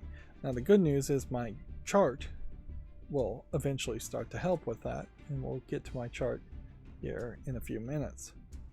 It is also worth pointing out that Twitter/X, Elon Musk apparently also made the claim that we're going to just start charging everybody to use Twitter. And I mean, at a certain level, maybe I could see charging to tweet and post, but to view would be completely unacceptable, and it's really not acceptable to post. I could see a minimal, but I personally, as a content creator, want tweets to go out when I make videos. I make a decent amount of YouTube shorts and videos, so being limited to, say, 3 a day would be something I could probably wrangle. Any smaller amount than that, it's completely unacceptable, and I definitely would never pay for the ability to tweet more often.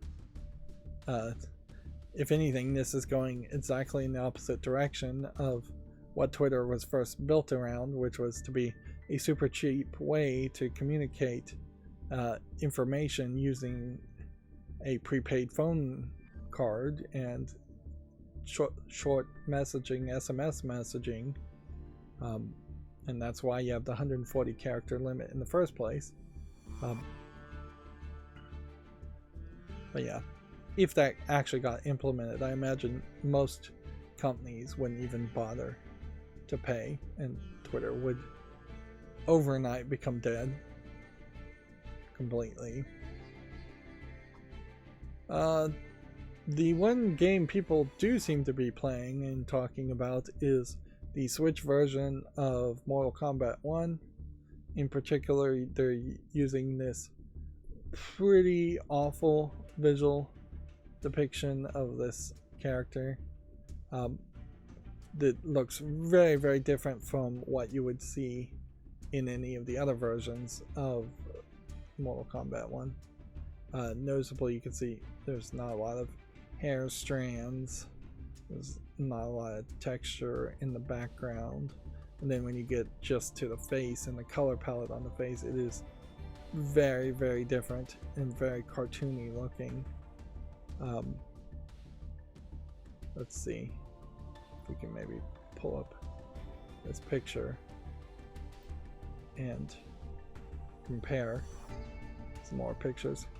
So here's the PlayStation 5 that feels fairly hyper realistic and detailed, and here's the Switch version where you're losing transparency in the sunglasses. You have a very dead eye, low polygon.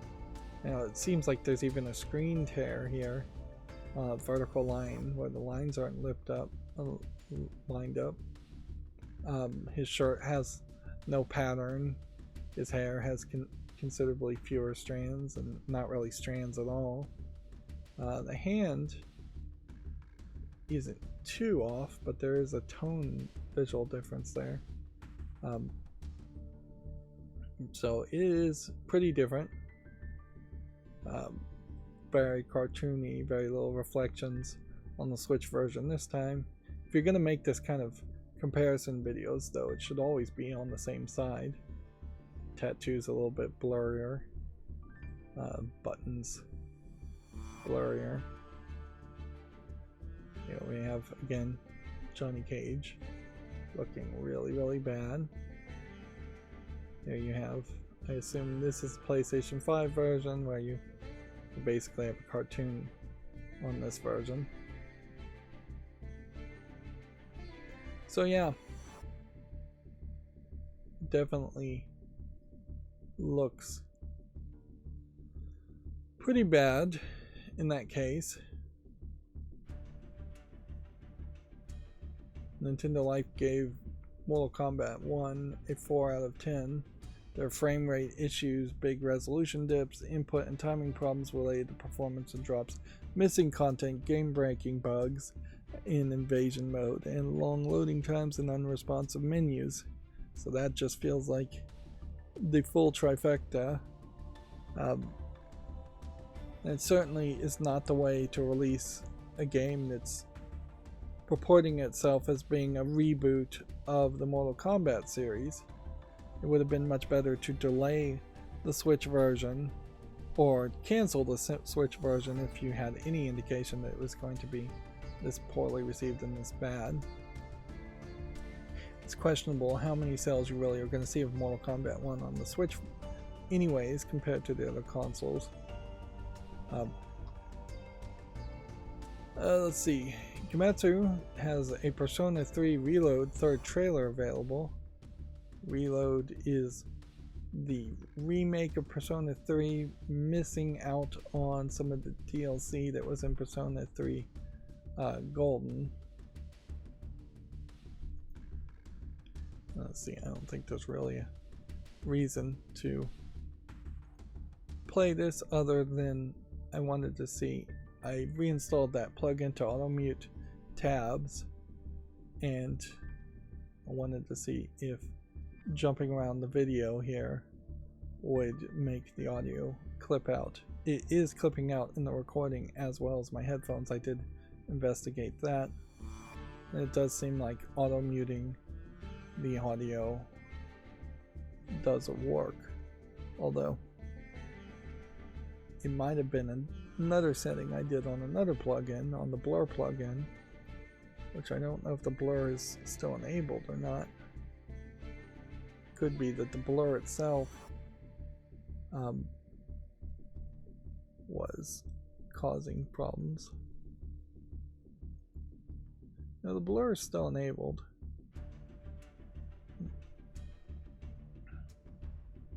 So far so good, but the other issue there was it worked for like one video, then I started playing a different video and it started to clip out the audio. Starfield hit 10 million players as Bethesda's biggest launch ever. Again, very weird, just not getting a lot of people talking about their experience in Starfield, so I assume they're just playing Starfield, and that is that.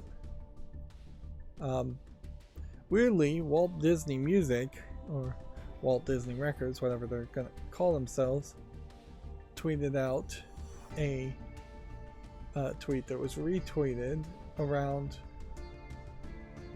the Secret of Monkey Island. Where is it? They seem to tweet it out a lot of things. Well, this is from like 5 days ago.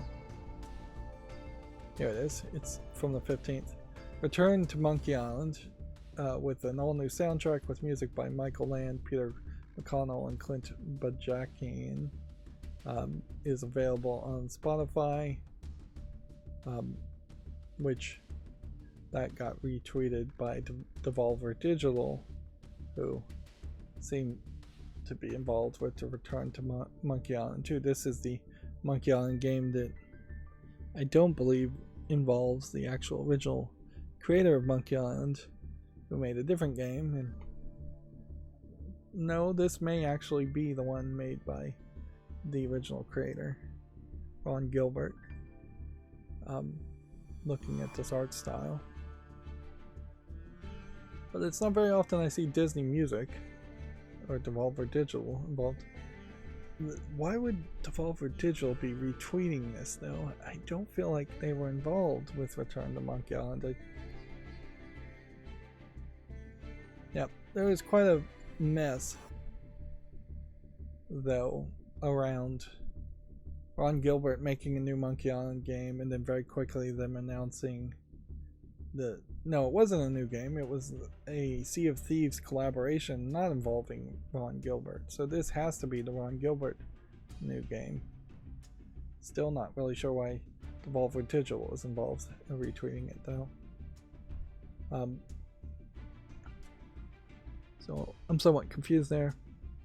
Listening to video game soundtracks is not something I ever do, but it's weirdly not something that's promoted either. You would think that every game that's like trying to promote something, Microsoft promoting Starfield for instance, would announce when a soundtrack is available and where to get it, at the very least. And I don't even see those occasional one announcements happening. Here's Video Games Chronicles, again linking to their article about the Microsoft leak.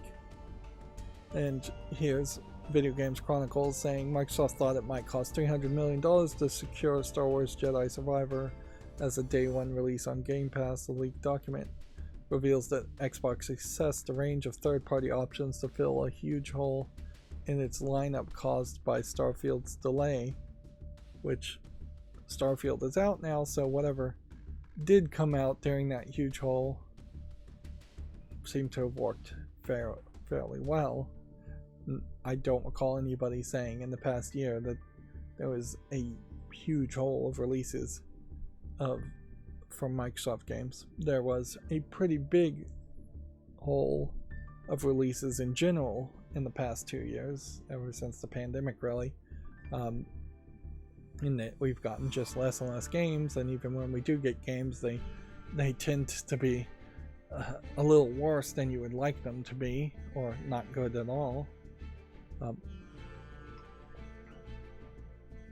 Embracer has cut jobs at the Baldur's Gate Enhanced Edition developer Beamdog, so it seems like Embracer Group probably would have done better to have one meeting and decision as far as where they're going to cut jobs, and they very possibly did have one meeting to make this decision, but they probably would have been better to make it one big announcement and just slaughter the company and lay off people in several subsidiaries at once, than to have this trickle of Embracer Group just doing poorly day after day after day.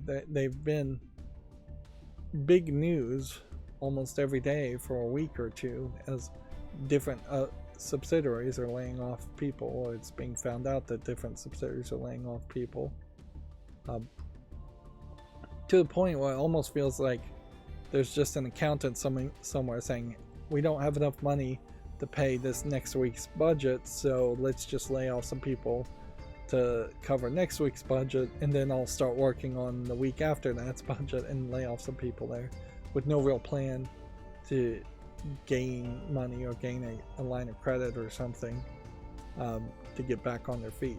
It does just seem like it's getting worse and worse, and with no end in sight.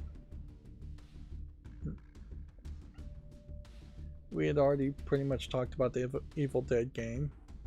They do say servers will remain live for the foreseeable future, which foreseeable is a nebulous term, certainly. let's see. Here we have Xbox boss Phil Spencer wanted Microsoft to acquire the prime asset Nintendo in 2020. It's just taking a long time for Nintendo to see that their future exists off their own hardware, is the full quote here. And particularly in 2020, I just don't think that would have worked. The Switch has been majorly successful in that time period, or soon after 2020. Yes, maybe you could have thought that you could have swooped in with the failure of the Wii U, but Nintendo wants control, and there's just not an easy way that Microsoft is going to give control to Nintendo or let them feel like they're in control. But that's what Nintendo wants more than anything, is they want control. They want control of what other games are on their platform competing with their games. They want their games to be highlighted and the most important. And that's why when you see the Switch, it's Nintendo games that people care about and nothing else, really. Like, and you're just not going to get that putting your games on a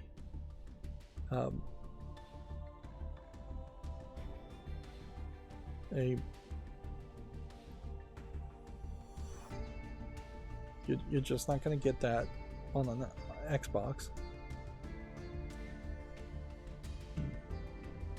Seems like he was talking to Takashi Numoto. I don't know who that person is, and Chris Caposetta, which I've heard that name, but I don't know what position they're in Microsoft.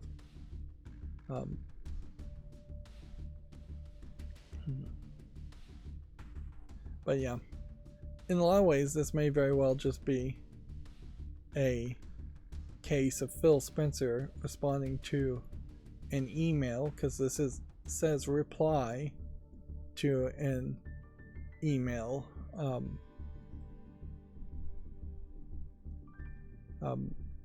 to a reply random thought. So it's very possible that Takashi Numoto brought up this conversation and he's just being nice and responding and being cordial and trying to smooth over any possible future tensions to Takashi. What's funny here is that this is kind of telling you, if not the email of Phil Spencer, at least the domain, internal domain of Phil Spencer. Because this is all just like a Exchange server. Yeah. So that you might be able to figure out, if you were inside of Microsoft's internal networks, how to contact Phil Spencer. Although in all fairness, you might just be able to type in Phil Spencer into your Exchange server Active Directory setup. That, yeah, this is Active Directory stuff, and reach Phil Spencer if you wanted to either. Anyways,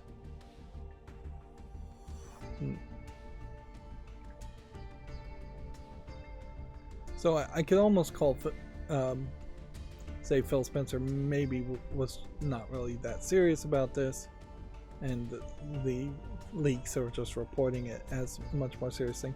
Also, maybe he was serious about it in 2020, and then by now he's given up on the idea. It would make a lot of sense. Now we know Major Nelson, former Major Nelson, Larry Herb, first place he tweeted of him visiting was Nintendo of America, so maybe something's going on there. But that would be one way to potentially convince Nintendo to be acquired by Microsoft, would be to get people on the board of Nintendo of America, or get them on the board, more importantly, of Nintendo of Japan, if there is a board. I think Nintendo is actually a private company, so getting somebody in Nintendo of America as an employee might have a spy within the midst of Nintendo to eventually push that idea out.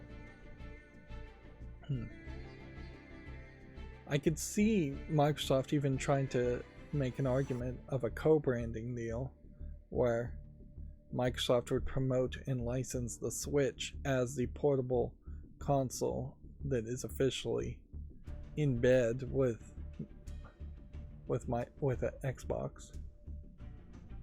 But you probably would want to start even smaller. You could say, hey, we want to give all of our Xbox Game Pass Ultimate members a free membership to Nintendo Online, and vice versa.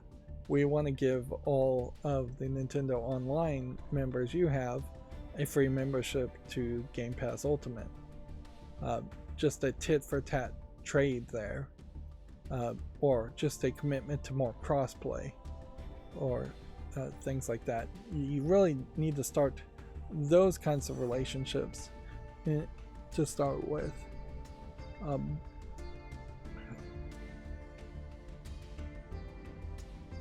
Before you try to jump all the way in towards acquisition. Let's see. Microsoft has said that the Xbox leak consists of old emails and documents. It is hard to see our team's work shared in this way because so much has changed. I kind of believe that, particularly with the pandemic, that a ton of stuff could have changed. But also it's certainly a case that you could just lie and say things are have changed and then later change things. They're planning a re-release. Here's a better list of a redesigned Xbox Series X console, codenamed Brooklyn, with a new design and controller. The one that acquired Nintendo. Unannounced Bethesda games: Dishonored 3, a new Doom, Oblivion, and Fallout 3 remasters, and a trilogy of Indiana Jones games. I think the new Doom might be called Doom Level 0, but don't take my word for that. Next evolution of the Xbox controller will help improve haptic feedback. Let's see if this link actually goes to something. This seems to be a collection of their articles. Microsoft plans to harness the power of cloud processing in its next-gen consoles, which are scheduled to launch in 2028, and that's probably the thing that's most far out there.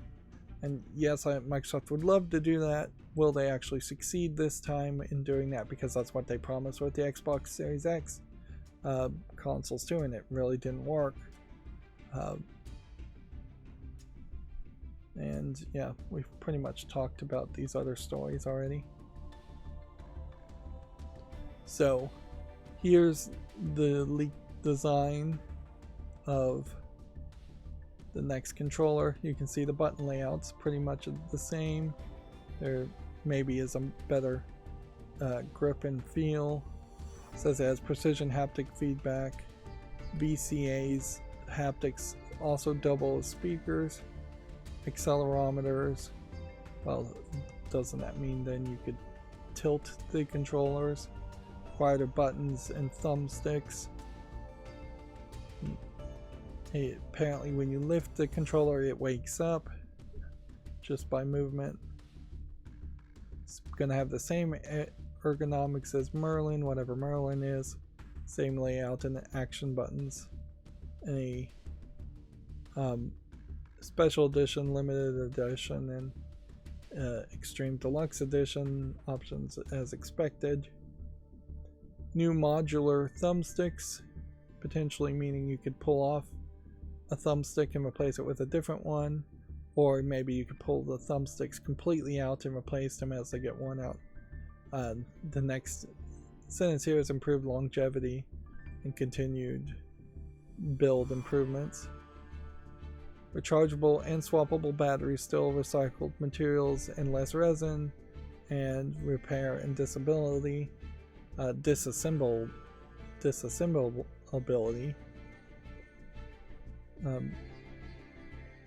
It will support the Xbox Wireless 2 and direct to cloud and Bluetooth 5.2, which I think we're up to Bluetooth 5.3, so even there it seems like it's going to be a generation behind, but that's probably not a problem. Xbox Wireless 2, I assume, is a Wi-Fi connection of some sort, that it's not going to require some kind of adapter or dongle. And then it's going to have a new mobile app features, and where you can see paired devices in cloud and manage devices and accessories. VCA haptics. What does VCA stand for is the real question. Voice coil actuators, which double as speakers. Which, yeah. I have to assume that means when it is given this precision feedback, instead of just being a motor that's offset with a weight that gives you vibrations, which the vibrations in Xbox controllers are actually pretty bad by today's standards. I would assume it's actually always going to make noise, and the haptic feedbacks is just going to be, this is a very low level kind of noisy rumble that you're going to hear, which isn't much different from the current haptic feedbacks. When the controller is vibrating, it is very noisy at a low frequency, low rumble anyways. Quieter buttons and thumbsticks definitely would be appreciated. I do need to buy a new controller, but I don't feel like I can wait for this to come out, and this will be the next controller I buy probably. And it also will probably be expensive. I wouldn't be surprised if you're approaching over $100 on it. Still doesn't have any kind of mouse wheel anywhere, or a touchpad anywhere, which it kind of would have been nice if that was the case. It might be a case that this button here has been just turned into a capacitive button, or been eliminated completely, considering how the button for the Xbox itself was really only necessary to turn on the controls, which it seems like it's going to just lift awake, and to sync, which I wouldn't be surprised if the syncing, it has just like a button at the top to sync. Yeah, I guess you don't actually sync with the button, do you? If this just became a logo, then you could have a touch capacitive bar right at the top here that you would swipe your thumb back and forth to switch between weapons, which that's what games need. Is unless you're going to have a mouse wheel somewhere, we need a new button somewhere to switch between an increasing arsenal of weapons in first-person shooters, instead of holding a trigger and circling around a weapon selection dial. Let's see. We got the full name of the Doom game here. They were also seemingly going to make a sequel to Ghostwire Tokyo, which noticeably they are missing. Yeah. The new Doom game is called Doom Year Zero, which I guess potentially is going back to previous events of the Doom timeline. I don't know if it really matters what the story is around Doom games to really care that much. Ghostwire Tokyo arguably should get another chance. Hopefully it's a little bit more polished and a little bit more advertised, but even in the leak of a potential Ghostwire Tokyo sequel, it's being de-emphasized by the UK-based Video Games Chronicles and not mentioned in the headlines. Another thing, and this is barely video game related, is maker of Death Stranding Kojima was on the Criterion Collection's YouTube channel going through their closet and selection of DVDs and Blu-rays, suggesting movies that people might want to check out. He exclusively was talking about Japanese movies from the 50s and 60s, so a lot of Western, spaghetti Westerns, and mostly ghost story movies. And I didn't recognize any of them really. Maybe I just heard a couple of the directors' names he was mentioning. He was speaking full Japanese because he doesn't speak English, so it was all subtitled. But yeah, I guess it's slightly interesting. It also highlights how Kojima is a big movie fan and really wants to rub elbows with celebrities more than make video games. It would make a lot more sense for people like Kojima to be recommending other old video games for people to play, which, now that I think of it, there really is a room for some YouTuber out there with a large closet and collection, and to build up an audience and bring in like famous people of some sort to recommend video games and talk about video games that they would recommend people playing.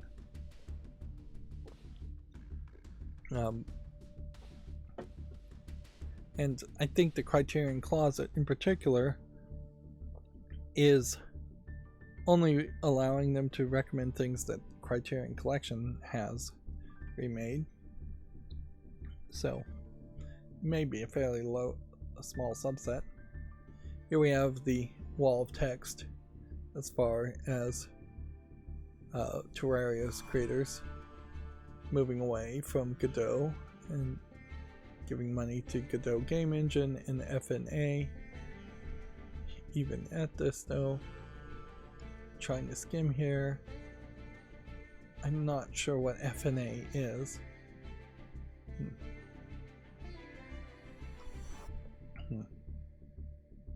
Here we have the Gametsu leak updated, and we can show the trash can design here. Yeah. So you need a round fan bracket for the fan at the top. This Xbox Series X, as a refresh, is still seemingly taller than the Xbox Series S version. And yeah, I just don't know. Other than you're just changing the exterior shell for advertising reasons, I just don't know why you would have such a round device. It's not going to match anything else on your TV shelf console. Every other amplifier, DVD player, and console is going to probably be a little bit square. So something being round is going to stand out like a sore thumb. If at some point they did release an external like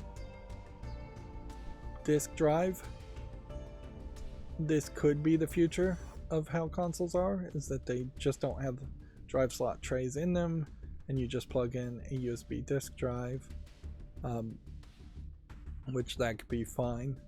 I personally think that is the way to go, is to have a 1080p version of the Xbox Series X and then a 2K 4K version, and on top of that have a 1080p version of a Blu-ray disc drive and a 4K cinematic version of a Blu-ray disc drive that's a little bit more expensive.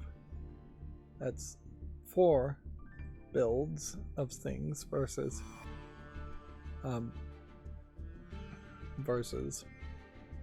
having just 2 things, though.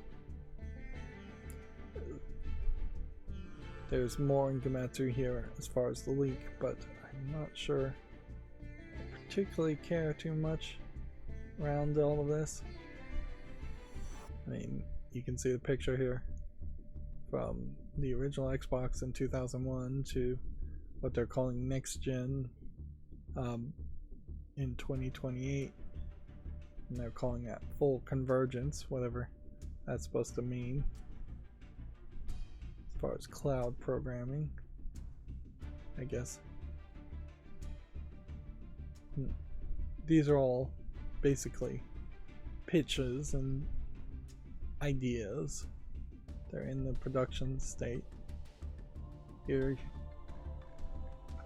for the hybrid computer, they're still using an ARM 64 code strike CPU versus a x64 Zen 6.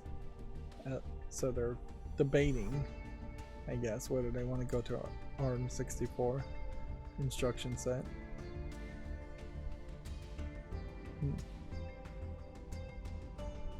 This is a lot of stuff, but it's also just a lot of nonsense too. It's like, it's all too inside baseball for it to really matter to an actual gamer, and it really just is not what the final product is going to be. This, if Microsoft has any intelligence, half of this stuff is going to be full of things they hope to do or full of things they don't really ever care to do, just in case it leaked.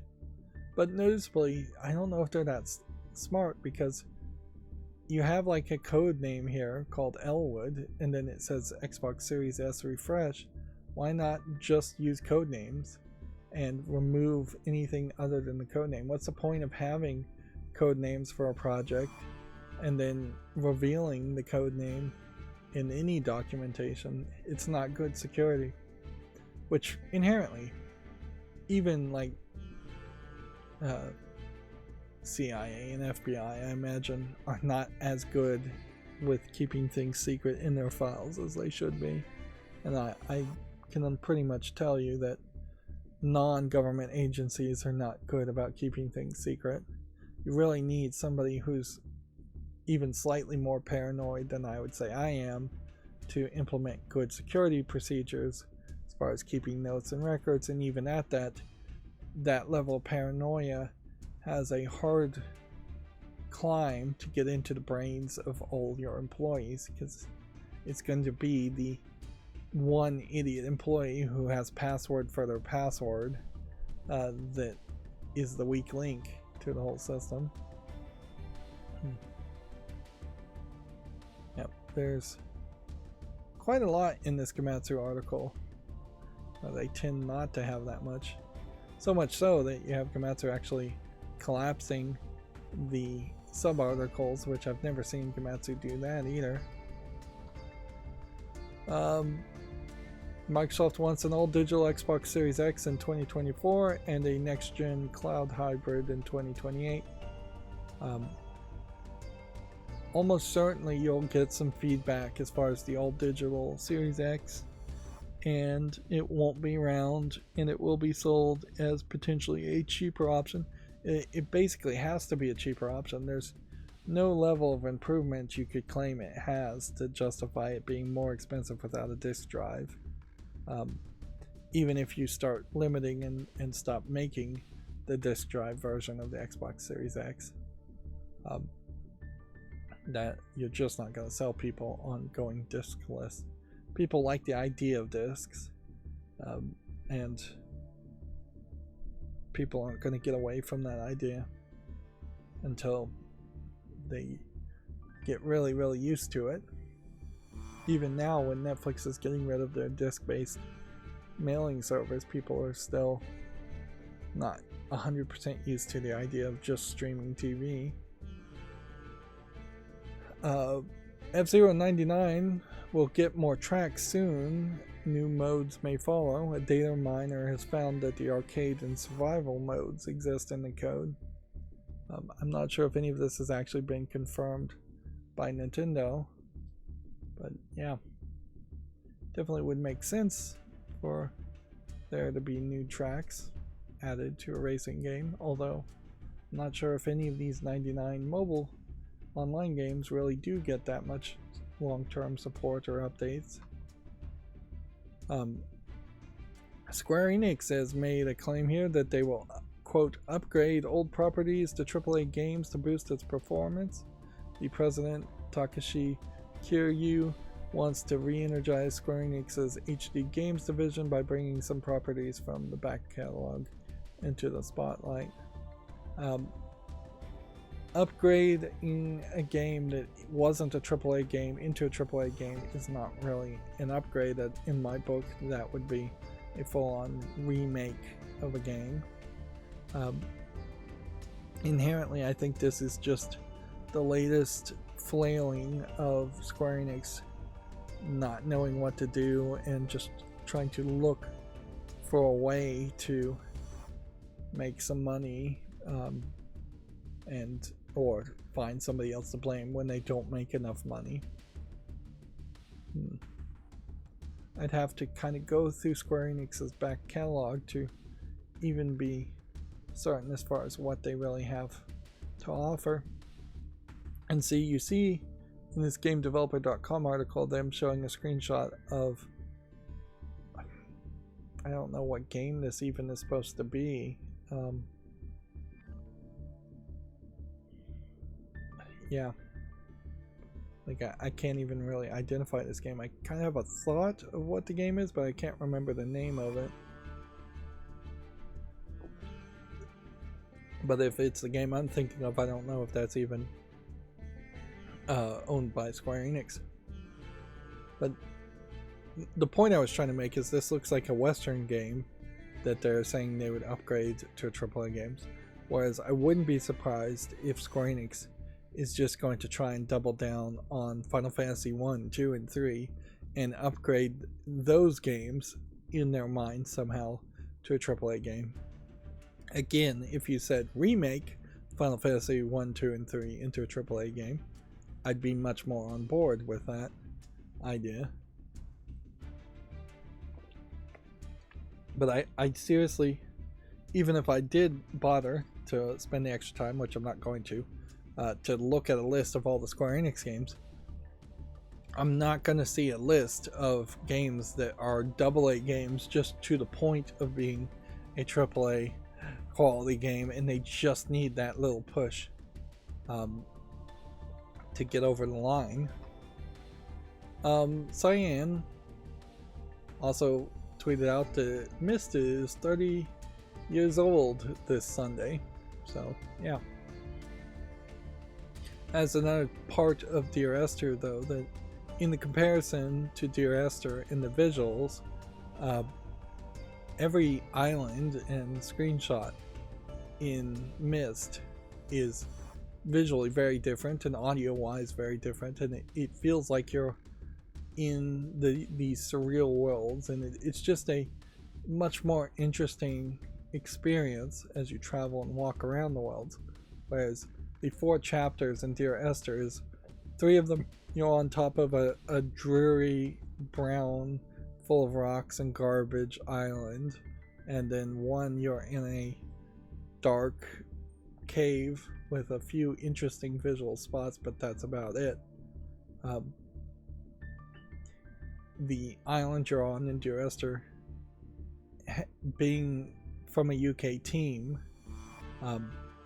looks like a UK based island, and so it's just overcast and dreary, and there's just like no trees on it, and there's no brightly colored flowers or anything like that. All the vegetation is sparse and just a little brownish, a little dull.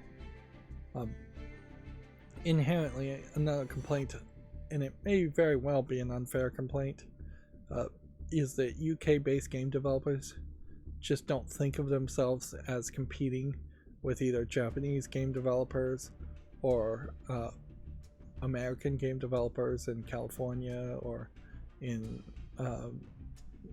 competing with Microsoft or Nintendo in Redmond, Washington. And so not only do you have Dear Esther not really trying hard enough, in my opinion, to make a game, you also have what is effectively also a walking simulator with just a little bit of puzzling in Hellblade: Sesuna's Sacrifice. And while I will fully admit Hellblade is way more visually polished, it's not trying very hard in the game to actually make an interactive experience. Effectively, Hellblade is a walking simulator with just a lot of polish on it, which any day of the week, random game where you walk around a lot and do puzzles versus random game where you walk around and don't do puzzles, I would take the game with puzzles, even if they're simplistic and minimal puzzles. If Dear Esther had literally just 1 key you had to find to exit each of the 4 chapters, it would have been more interesting of a game.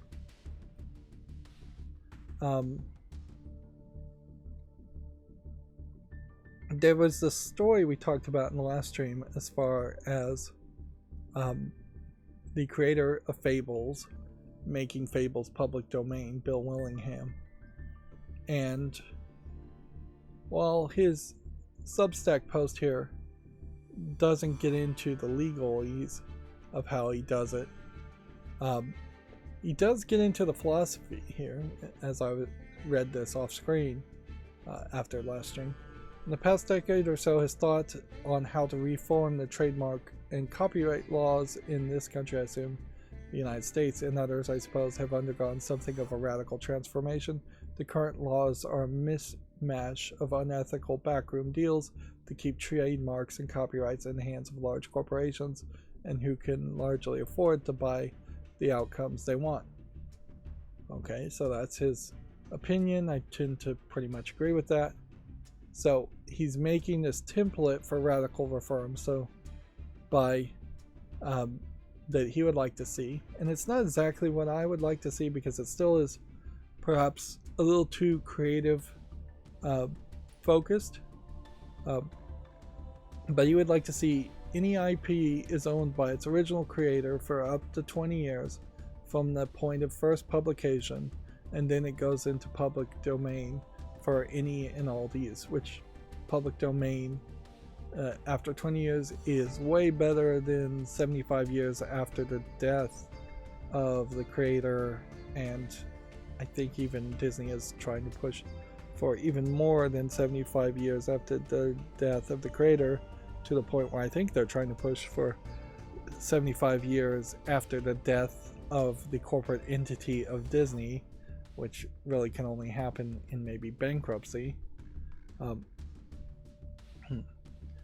His next thought, though, is, however, at any time before the 20-year span bleeds out, you as the IP owner can sell it to another person or corporate entity who then would have exclusive, who can have exclusive use for a maximum of 10 years. So he's saying that there would be no work for hire situation where you're creating a comic book as an employee of DC. You're instead an employee of DC for almost no reason, and then you make the comic book and you own it and you can sell it to the corporation to give them rights for 10 years. Of course, already you run into a problem here. If you, as the original creator, have it up to 20 years, you would only be able to sell it for the maximum of 10 years if 10 of the original 20 years still exist. If you've had it for 11 years, you can only sell it for 9 years. Plus, then there's a weirdness: if you make something and you want to sell it on the first year you originally published it, then the company only gets it for 10 years. 10 years, though, it's a nice round number. It's not a terrible idea, but it does also just highlight that the original creator wants twice the copyright protections as a third party who purchases it or that you sell it to. Then it cannot, that's it, then it can't be resold, is his idea. It goes into public domain, so then at most any intellectual property can be kept for exclusive of up to about 30 years with no longer and no longer without exception. And see, even how he phrases this is wrong, because the way he's phrased this, really it should only be up to 20 years, because he's implying that on your 20th years of owning a game, you could of owning a comic, he could sell that comic to DC and get another 10 years boost. But yeah, 30 years of copyright protection. It's probably fine for most people. Like, copyright protection is really not protecting too many people. It's only protecting large corporations that can afford to fight lawsuits. And then his philosophy continues: of course, if I'm going to believe in such radical ideas, what kind of hypocrite would I be if I didn't practice them? Fables has been my baby for 20 years now, which is probably where he gets the 20 years from. It's time to let it go. This is the first test of this process. If it works, I see no legal reason why it wouldn't. Look for other properties to follow in the future. Since DC and other corporate entities don't actually own the property, they don't get a say in this decision. This is a unique situation where he arguably owns Fables outright. I'm not sure he actually does, though, because theoretically I think DC could have or may have already made something based on Fables that was new, made a new character, made a new narrative storyline, and they may own the copyright of that derivative work. I feel like 20 years is arguably too short to give moral rights to a creator. At a certain level, I'd like maybe a charter system or a basic income system specifically for creatives. If you can create something and you can put it in the public domain immediately, you're given some kind of social security in exchange for that. Would be nicer, but I don't know how you quantify somebody making a one-sentence poem and then getting social security for the rest of their life based on that versus somebody writing a long-running Fables comic book and getting some kind of social security. And that's in general why the argument for universal basic income makes a lot more sense, where you just give every human being a basic income, because every human deserves not to starve to death or be homeless. At that point, if UBI did exist, I don't know if creators need any kind of moral rights, and maybe it should just go in the public domain. And I'm not really willing to spend any energy thinking about why a corporate entity would deserve any kind of copyright protection at all in that aspect at all. It could, in my mind, be very easy that corporations like Disney would just have to compete with other corporations to make Snow White and Winnie the Pooh movies, and whoever does it best succeeds and whoever does it worst doesn't. Disney in particular is a great example of using public domain stuff like Snow White to make their movies, and then closing the gate behind them and claiming copyrights around their movies and making it very difficult for anybody to compete against it. Let's see. So, moving on now to the regular news. The chart in my macro is still needing a little bit of tweaking, but I did tweak it a little bit. In part, what I did is I set a maximum here, so Counter-Strike Global Offensive is just off the chart at the top as the #1 most played game. We now have 3 points of sample data. I deleted the old sample data, and we can see on this list just the order of all the games. And the way this chart is depicted, I can add a few more games here so it goes all the way to the bottom, but the majority of what's actually being depicted here is getting clipped off by a minimum. So it's going from 100,000 to 1 million players in a 24-hour peak, although I'm not sampling it every single day. There is potentially still some room to, say, filter out the SDK player base, or even, what is the other one, like VPET here, or what was there, another one, Wallpaper Engine here, which still seems like it has an high active user base. Although inherently, if you're using Wallpaper Engine, I wouldn't be surprised if that just launches when you launch your computer and runs non-stop. So that's a little unfair. You're not actively, I imagine, choosing to run Wallpaper Engine. where most people aren't going to launch Call of Duty as their computer boots up. The big changes here in the top 10 would be Baldur's Gate 3 has fallen down from a peak, and Starfield has fallen down from a peak. I don't imagine that's a big enough change for, what is this one, the SDK base, to mention.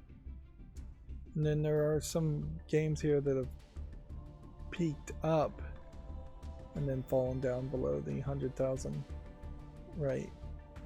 But as this is depicted, using a minimum of 10,000 and maximum of 1 million, I have 1, 2, 3, 4, 5, 6, 7, 8, 9 games being shown, which that won't consistently be 9. Maybe I could figure out a way specifically to just show the top 10, or really the top 11 and then cut off Counter-Strike Go. But this seems very much more manageable as far as just getting a pattern of what games are popular. Although what we really need to see here is when a game completely falls off the charts. Like if we see, for instance, Starfield drop way down, how will I personally be able to recognize that Starfield is out of the top 10 and there's some new game we're talking about? Will we just see a new dot if a new game comes out, when a new game comes out? Because that's the thing that's gonna give us a long-term perspective, is when a new game is released, which we'll be seeing quite a lot of new games being released by the end of this year, over the course of the rest of this year. We're going to start to see dots, and those dots are potentially going to be very high numbers, and then we'll see those dots drop down, and I'm not sure how my chart really is going to handle all of that. That being said, this chart, based off the information on SteamDB, is giving me a much better idea in the long-term view. It's not 100% there though.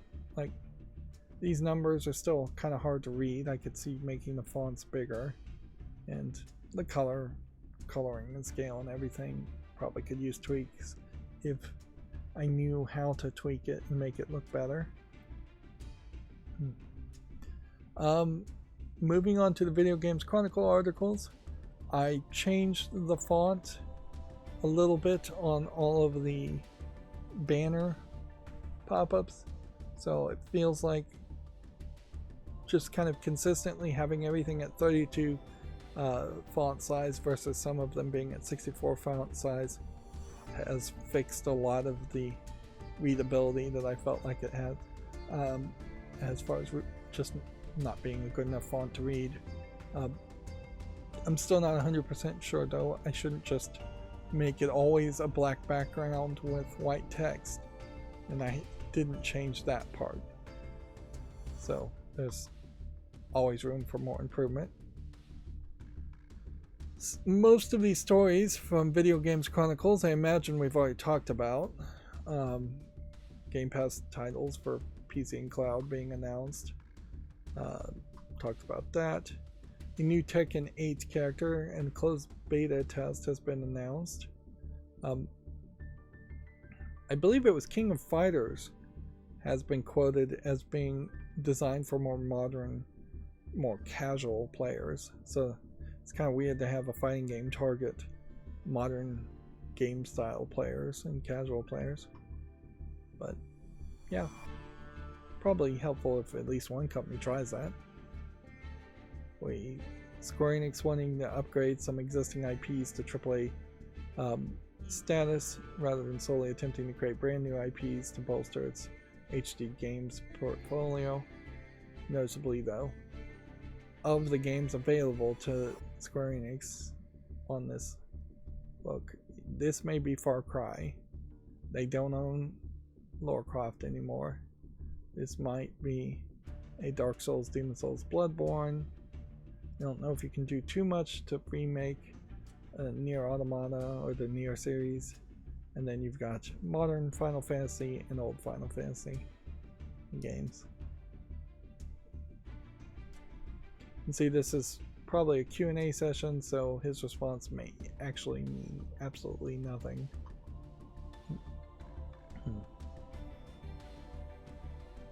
Yeah, the story evolved fairly quickly, where they thought it was Microsoft that was responsible for the leak, and then the judge came out and said yes, it is their fault for putting out an unencrypted link to the public domain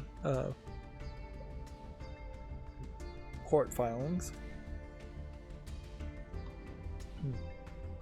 Video Games Chronicle has the first leak at Celtic Park and EA Sports Football Club 24. I'm not sure how important it is to accurately depict the different fields in football. You probably want the fields to be the right size, but I think you could be fairly off or fairly artistic as far as the way the bleachers look. Although, in all fairness, fans of football that actually go to those fields would probably want it to feel as realistic and accurate as possible for that level of relating and nostalgia. Let's see, Modern Warfare 3's open world zombies mode has been revealed. So, okay, get another Modern Warfare zombie mode being revealed. Starfield hitting 10 million players. Noticeably though, let's just go here and look back at the chart. So we saw Starfield here with the blue. The 24-hour peak was 165,389 players on Steam. And so 10 million overall players, people who bought the game or installed the game and played it, does not really in any way connect to a 24-hour peak of people playing it. And that's not really the information I want to look for. Most game companies are pretty good about announcing when a game has over 1 million players, over 10 million players, because that's a bragging number they can use to kind of confuse the issue. They don't like to tell or talk about how many people are actually playing the game, because inherently game developers don't care if you actually play the game, they just care if you bought the game, which, yeah, that's not good for the longevity of the gaming community, though. Let's see. Netflix's Onimusha anime gets its first trailer. I didn't know Netflix was making an Onimusha anime, but whatever.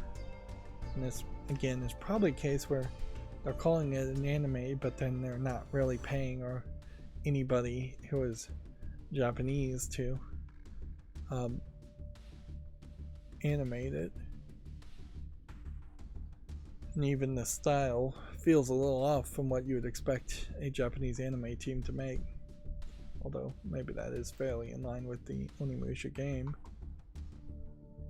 We talked about terrible Mortal Kombat 1 Switch version.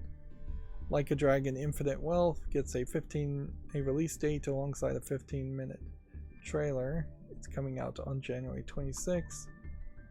PlayStation 5 soars 200% as the console sales rise throughout Europe. More than 10 million AAA games were sold last month. Availability playing a huge part there, certainly, around whether you could get a PlayStation 5. In general, we are just getting closer and closer to that Christmas month and Christmas time.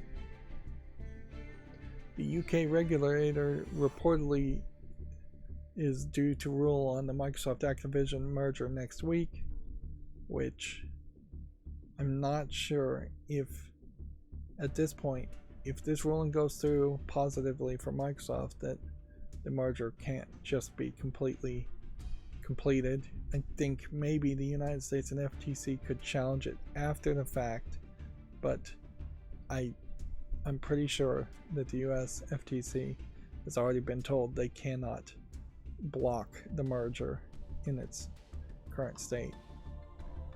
Now, I don't know why this is here. I was very confused as to why there was this tab, but I imagine it just got opened and then moved around. There's nothing really happening here. You could look at Mortal Kombat 1 and just see how well it's being received on PC. 76% positive, so yeah, that's not great, but it's not terrible either.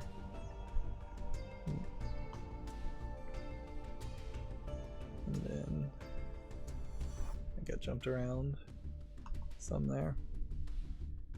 Video Games Chronicle has a video for Resident Evil 4 Remake Separate Ways gameplay showing Ada Wong in action, if you wanted to check that out. My favorite lewd waifu gacha game has, I think, about 2 more days before it goes shut down. So Destiny Child, moving over to its memorial version, they put out a long video on their YouTube channel just wrapping everything else and telling everybody thanks for playing. So yeah, I am definitely at the end of the line with this game, unfortunately. Whereas Star Trek Lower Decks still exists and I'm still playing it. It got an update of a few more chapters, but I do kind of feel like I'm going to hit a wall and just have done all the content in Star Trek Lower Decks. And it's not an interactive game anyways. It is very much an idle game. You just check a few times a day. Probably I'm checking way too often a day. But it, I suppose, is more interesting than the Goblin Mining game, where that really had no storyline in it at all. And then the new gacha game I'm trying to get into, Tinka Fuma, which is an adult game, is getting new content and still playable. I hit a certain point in that game where you're fighting a boss, and the boss is actually a weakling that will actually restore your health, but the boss has 2 assistant characters that you have to knock out in the same turn because they have 1-hit kill attacks otherwise. So you have to knock out the 2 assistants in the turn, and once you knock out either one of the assistants, the boss will just pass out and give up. And I had been stuck on that level because I'd just been letting the game play in auto mode, where it would just target somebody and kill them very quickly at random. And the auto mode was triggering the 1-hit kills, so I had to take a step back and manually control it, which does open the door that at some point in the future levels I am going to have to take a step back and manually control it, but probably not that often. The event that's happening right now is mostly what I'm focusing on, and the major problem with Tinka Fuma, other than it being just an actual adult game with adult content, sex content in it, is that it doesn't really feel like you're ever going to have enough stamina on a day-to-day basis, and so you're going to struggle to accomplish everything you want to accomplish and catch up. And it also doesn't really feel like it gives you enough premium currency as a free-to-play player to unlock all the characters when a new event happens and there are new characters. Right now, the new event, I've been able to collect 1 of the new characters, but potentially I might miss out on 2 of the new characters, and maybe those new characters will never come back, and that would suck. I still would prefer somebody to make something that is only lewd and not full nude, in the vein of Destiny Child, that had more of a story to it instead of just dumb bedroom cutscenes like Tinka Fuma does. Something that I would be okay if somebody looked over my shoulder and saw.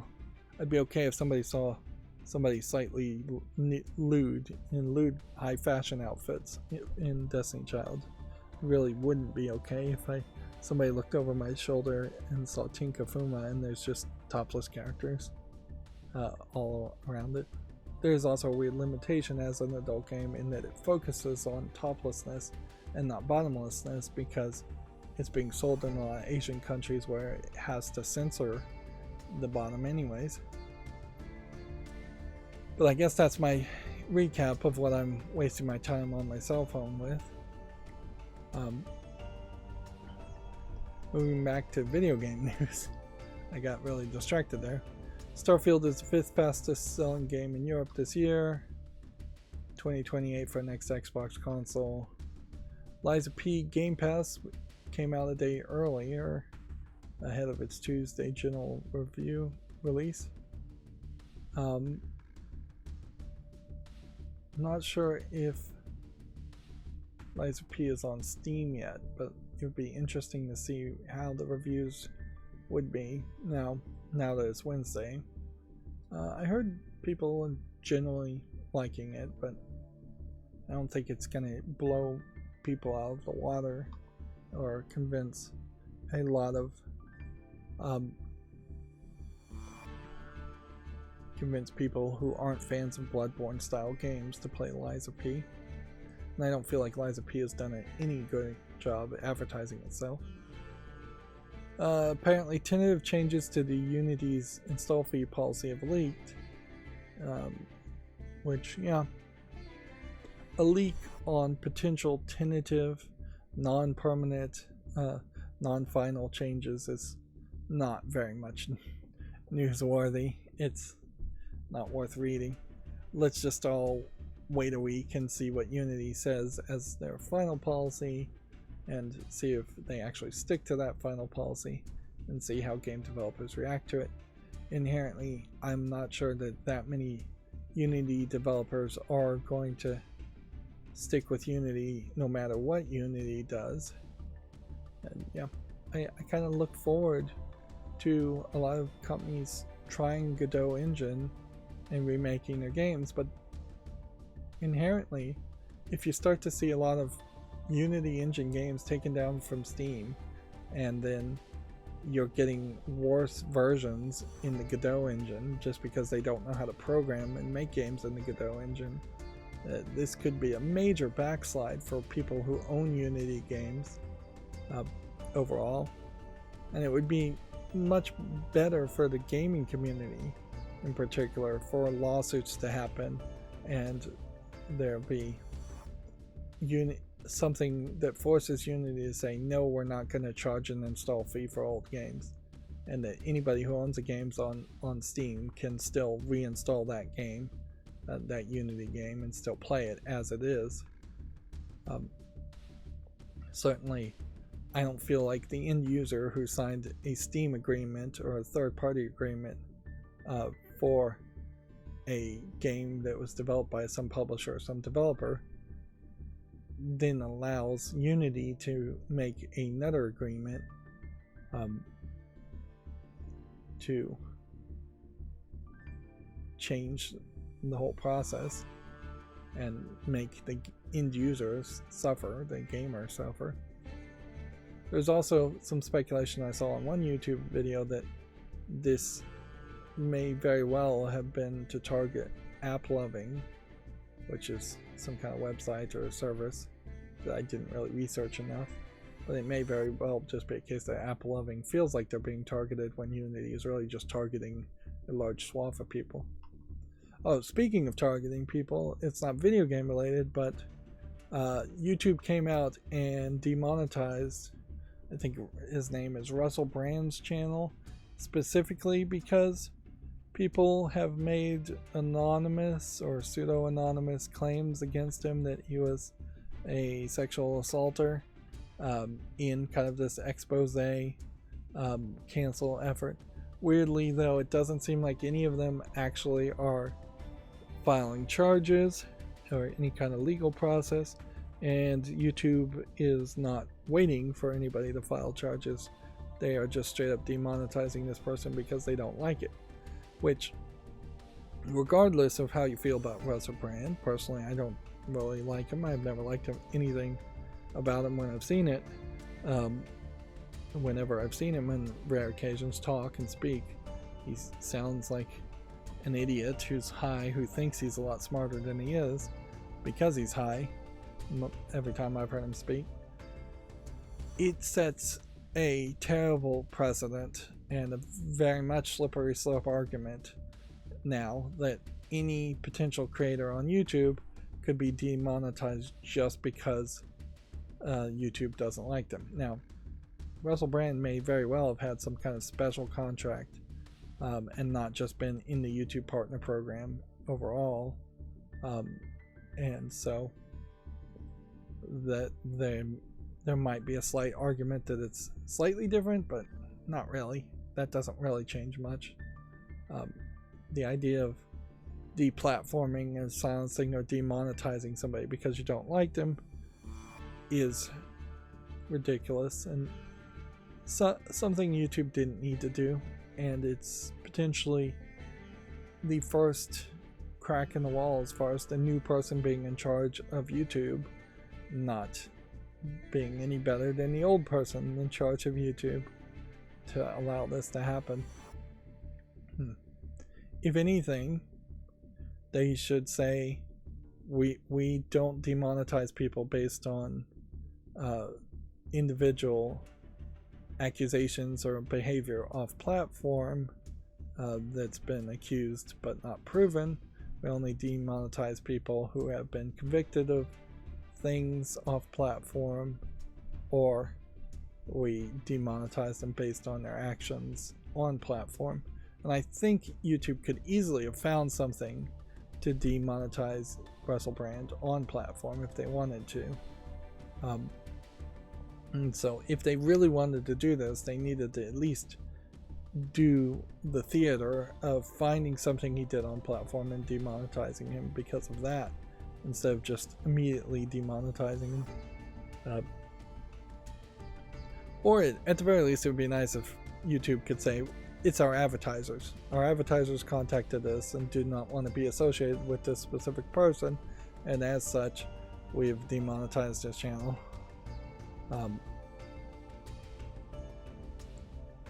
But yeah, it's a very, very bad precedent to set, because eventually that just opens the door also to YouTube being greedy and demonetizing a lot of people. Small content creators who've never done anything wrong, like me, potentially could just be demonetized because, heck, we decided we didn't want to pay you. Which mostly this just screams that we still need some competition. I'm not really seeing a huge amount of success so far on Twitch. I'm getting a little bit of success on Twitch. Once I can actually start uploading videos to Twitch, I'm hoping for more success, but I suspect it will always be lagging behind YouTube, and it'll always just be kind of a worse experience, so I'm not really focused on Twitch. I'd like to see Odyssey, who have changed some of their relationships and their blockchain that they're trying to make their videos last on. I'd like to see Odyssey be embraced and succeed as a concept, in that your videos are getting shared via blockchain concept, and thus it's almost impossible for your videos to be taken down or deleted even by Odyssey, although it probably still can be. But yeah, Odyssey also has been potentially accused of being just an alt-right platform that nobody wants to use because of those accusations always being made. And those accusations are always going to be made regardless of how true they are or not, because the last thing anybody like CNN wants to see happen is that there is a new platform that CNN can't control and bully. And I say CNN, but I guess I really mean advertisers who control CNN. But yeah, any new platform constantly gets attacked because it's not where the mainstream news media or the mainstream advertisers control.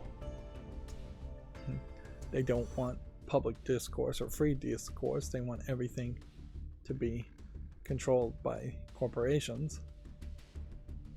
And that's not exclusive to CNN. That's pretty much all mainstream news services, that they don't want the competition. Of course, that's also exactly what Russell Brand claims he is, and I'm not sure I really believe that he rises to the level of quality as far as talking about new things to actually be a legitimate alternative. Quality or accuracy or just common sense. Yeah, I don't know what you really do. If you had to have a cylinder, how can you make the cylinder look nice? I probably would etch some lines on the side. This feels very much like this is a 3D printed enclosure. But I probably want to make some fold lines, I think is what they're called, in the middle here to give a vision. You have this whole X idea, so I could see almost doing like the meta symbol of waves that would cross over and form an X, or just make an X and a circle in the middle. It's very empty here. I'm a little surprised that you wouldn't even think about maybe putting a screen here, like a secondary screen to give you some statistics or something might be useful, particularly if you're trying to move to the idea that you might be able to stream games off of your Xbox Series X refresh, although there really is no talk of that. Kind of feel like the button should be on top and there should be a USB-C connection on top. It's questionable where you would even add expansion ports and things. The back of this could be just full of slots and ports being hidden. Let's see, we already talked about the rest of these. I am kind of interested in this controller. This is about the only thing that leaked that looks good enough. Noticeably, they are continuing to get away from colorful button prompts and just having basic buttons with grayish color to them. So that brings us to the Gematsu articles. Haunted House Revival launches October 12th. Let's see if that's on the fall list. It probably should be already. Let's see. Separate Ways launch trailer gameplay and screenshots. Duelist is coming to Steam on October 5th. I didn't realize it wasn't on Steam. I'm not 100% sure what Duelist is. What I wanted to do after playing The Blob was to play Slime Rancher, but I noticed I don't own the DLC for Slime Rancher. I need to kind of go through all the games and see if I can find an easy list of games that I'm missing DLC on. That's the one thing I could see spending some extra money on doing a sale. It's just to make sure I have all the DLC I want to own, not particularly all the DLC overall for games. Jurassic Park Classic Games Collection adds a Genesis titles, which, yeah, I don't feel like any of the Jurassic Park games are actually great or worth playing, but if you're going to resell them, it certainly makes sense to resell all of them as a bundle. Dragon Quest III HD 2D development progressing quite steadily, says Yuji Horii, or Horai. Not sure what the II, how you'd really pronounce that.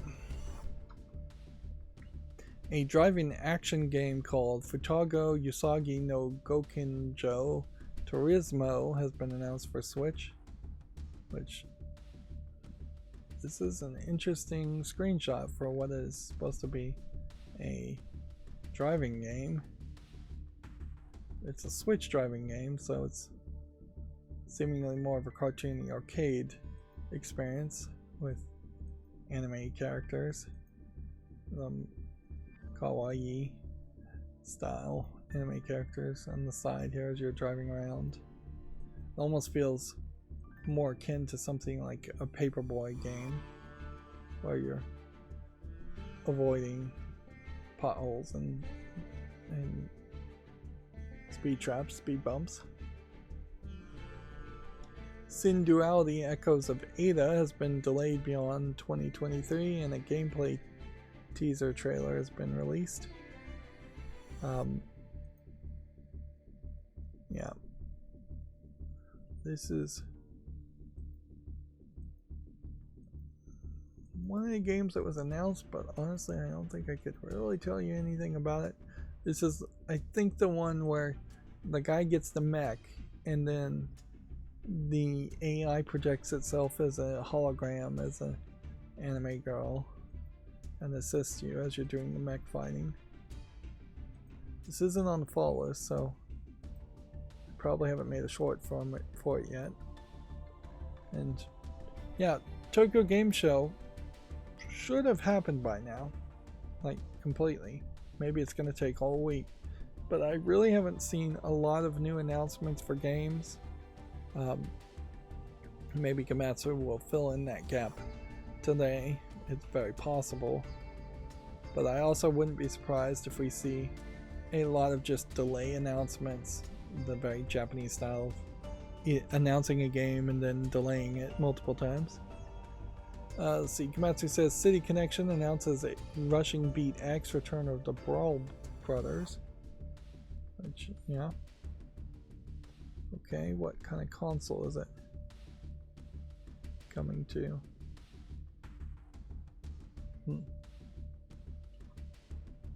don't know. It's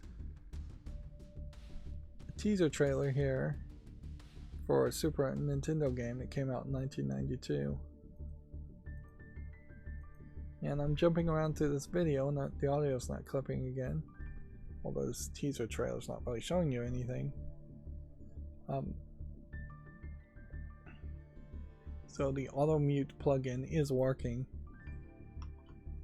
I don't know why it needs to be running and working, but whatever. Anno Mutationium is coming to the Xbox One and Series on September 22nd. It's currently available for the PS4 and PS5, Switch, and PC. Came out in 2022 on the PC, and it's already on my wish list. It's some kind of RPG game from the tags. Action adventure game with RPG elements, it describes itself as. Yeah. Yeah. What I want to do is search by tag at some point here today. Find one that has the tag of walking simulator. I'm not sure I will see any game with walking simulator, and then click on that to get just a list of games that have that tag. Here we can see clicking on female protagonist does that, although the curation here seems fairly weak. Like Far Cry has a female protagonist. I didn't know that. Stardew Slime Rancher 2. And then you have like an adult game, Scarlet Maiden, being in the category. Then you have some more obvious female protagonists like the Atelier Ryza series. But then the Atelier Ryza series also has a group of friends, more and more. And then you have like DLC. Here's a female character in Payday 2, even though Payday 2 itself doesn't really have a female protagonist. Ratchet and Clank Rift Apart has a female protagonist. I mean, there's a female character in there and they are one of the protagonists. But I don't know if I fully buy that. Resident Evil 3, I guess, does have a female protagonist. Again, the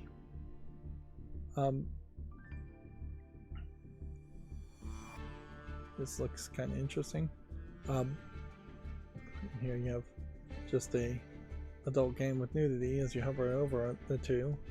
So Steam still really hasn't fixed the idea of hovering over images and putting a adult content warning where you just wouldn't explain, wouldn't be aware that you could see adult content or that you will see adult content. Yep. I think the tagging system almost certainly needs to be redone and refreshed. At some level, I feel like you could easily ask gamers, is this tag accurate, or just reduce the number of tags overall that you can use, so that game publishers have to really limit themselves down to 4 or 5 tags. Of course, YouTube's tag system is way worse, and most tag systems are pretty awful. But yeah, at a certain level, I guess what you would do is have AI tag the games, either by looking at screenshots of it and determining like a frame-to-frame interpretation of the screenshots, or of actually playing the game, or by breaking down the actual description of the game and determining how the game is determined that way, or breaking down even reviews of the game to determine what's in it or what isn't. Moving on, Magician's Dead Force of the Souls launches December 28th in Japan. I have not heard of this game. It looks very much like it might be all over the place with different costumes. Is it a PS4 game? I kind of thought it might be a mobile game. This may very well be an example of one of these Tokyo Game Show games that gets announced, but is really exclusively for Japan. A turn-based roguelite strategy game called Anomaly Collapse has been announced for PC. And here you have kind of softly animated anthropomorphic animals. Definitely could be something there to it. We'll wait and get more information. Bluey, the video game, has been announced for all consoles and PC, due out November 17th.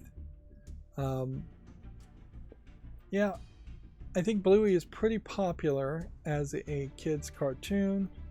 I don't think there's any major complaint about Bluey that I've heard about. So making a video game potentially makes a lot of sense. Although video games based on cartoons tend never to be that good, or kids games based on cartoons never tend to be that good. As a content creator, there is definitely an argument to maybe trying to make footage on this, but there's also an argument that YouTube's Content ID will just think this is actually the Bluey cartoon and demonetize it or take it down too. Plus, the problem with as a content creator is that you basically would have to buy this day one without any reviews and play it and stream it as fast as possible, because there's going to be a lot of other content creators who have the exact same thought and try to rush the cover of Bluey. But if you do get any level of success whatsoever around Bluey, the video game, you might get views for the rest of your channel's life around it, because as people search Bluey, they may get that over and over again as kids search Bluey. Theoretically, kids aren't supposed to be on YouTube unless they're 13 or older, but we all know that's not true. Tekken 8 adds Feng Wei, and a closed beta test is set for October 20th to the 23rd. Xbox Game Pass adds Party Animals, Gotham Knights, Payday 3, and more in late September. Lamplighters League and Cocoon. There's a long list here on Gamatsu if you want to check it out, and then several games are leaving soon. Let's see. Cherry Muchi developed occult RPG Exit Vale, or Exit Vale. Yeah, I guess that's Vale. It's going to be published by Dingen Entertainment.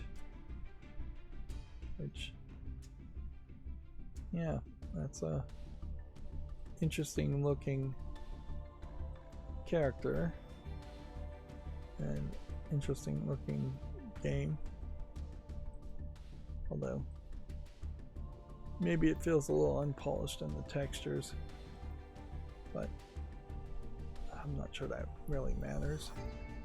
If this can tell a interesting story or have interesting interaction, this might very well be a cult hit. Let's see, a roguelike deck builder, Arena of the Arena, is coming to the PS4 and PS5 and the Xbox Series and Xbox One and Switch in 2023. Came out on Steam in January of 2022, and it's already on my wish list. It kind of doesn't look like the kind of game I would actually want to play, but those very positive reviews certainly overrule my own hesitation, so I would definitely give it a chance. Banisher's Ghost of New Eden gameplay overview trailer is available. Let's see. It's due out for the PS5, Xbox Series, PC on November 7th. Which, yep. Looks like there might be a game here, but I might want to see some gameplay because it's being developed by Don't Nod and published by Focus Home Entertainment. Don't Nod, notably making the Life is Strange games, I guess Harmony, Fate of Reverie.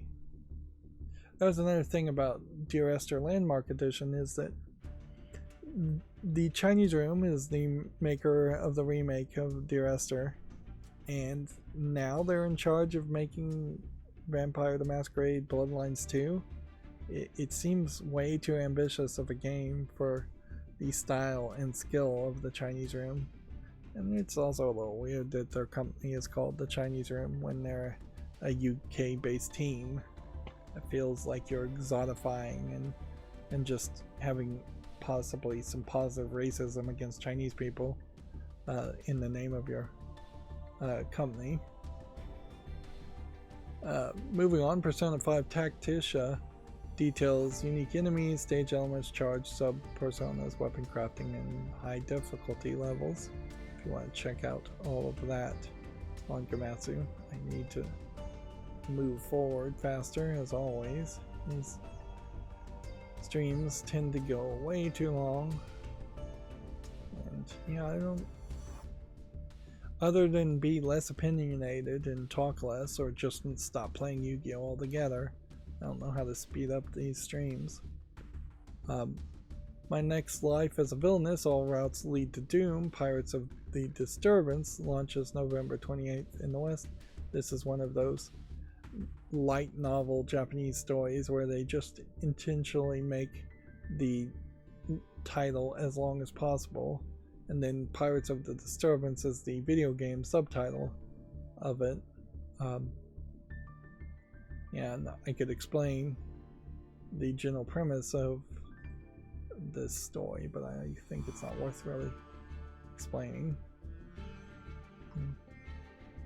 Breakers Unlock the World has a teaser trailer for PC and smartphones. It says PC, iOS, and Android. It doesn't particularly say Steam. Right, we have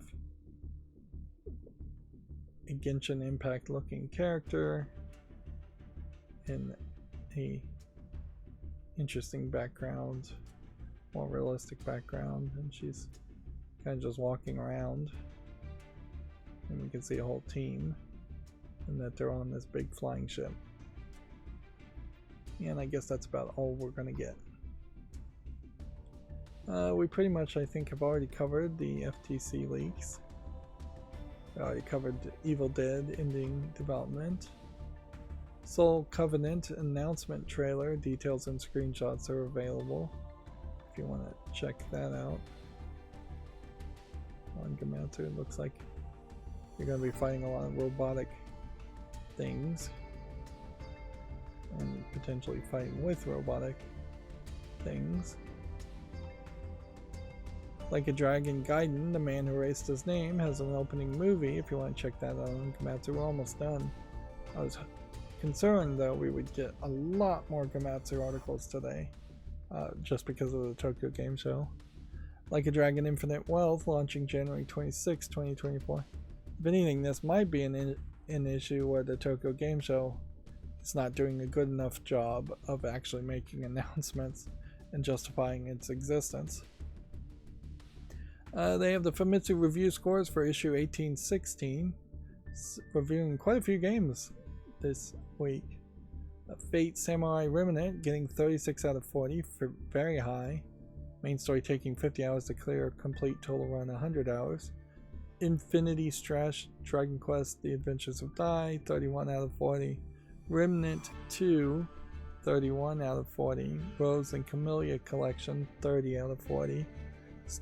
Sea of Stars, 33 out of 40, and then Ys 10 Nordics, 33 out of 40.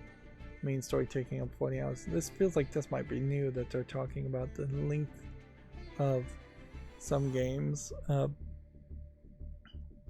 wonder if Famitsu needed to cover this many games this week, because they are going to have a fairly big backlog next week of even more games, and it's very possible because of the Tokyo Game Show, or just because of fourth quarter Christmas season coming around.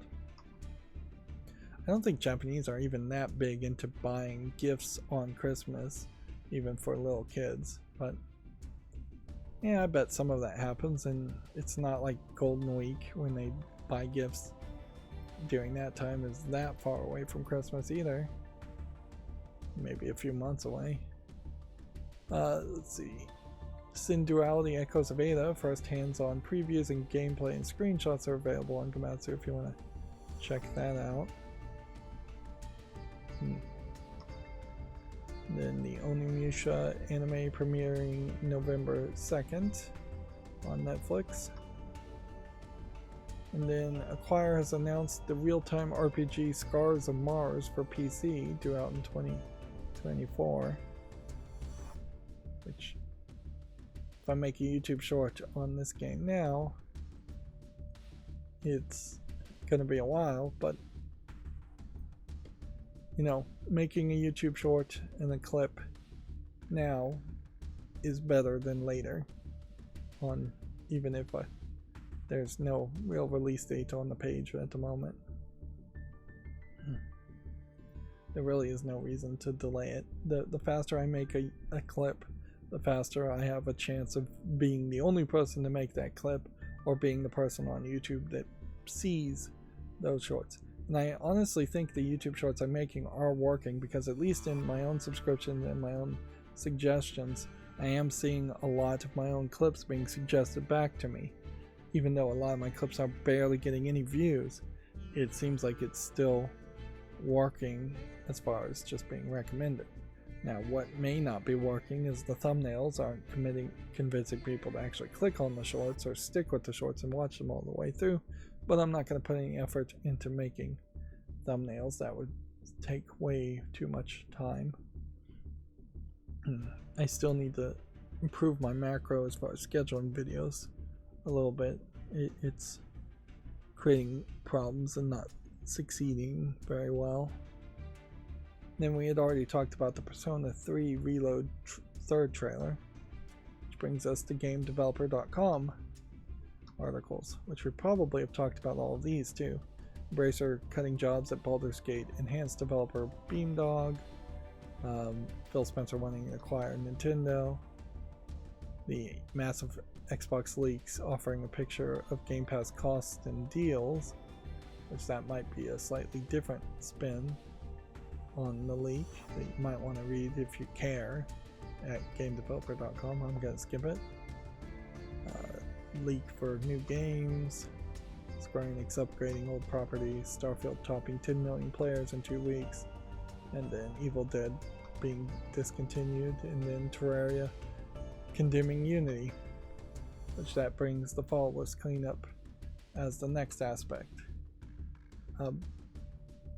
which I don't believe the fall list actually worked. So we are instead just directly into the new games on Steam. But yeah, my macro messed up. That's another thing I need to program this macro to do, since there's two major ones. One's that schedules videos and one's that opens the news. As I need to program this one to have more robustness when the fall list fails. All crazier doesn't look interesting enough. Waking up way back home. That's another thing about Dear Esther, is as a walking simulator game, it's sadly worse than even something like Up Only, where you're just platforming, or Jump King, where you're jumping. Those games have far more strategy and interaction to them as you're going higher and higher. And then when you get to a high quality game like Getting Over It with Benet Foddy, you have those monologues and those dialogues playing as you're getting higher and higher in the game, you have a 2D game in Getting Over It that is way better quality compared to the 3D game of Dear Esther.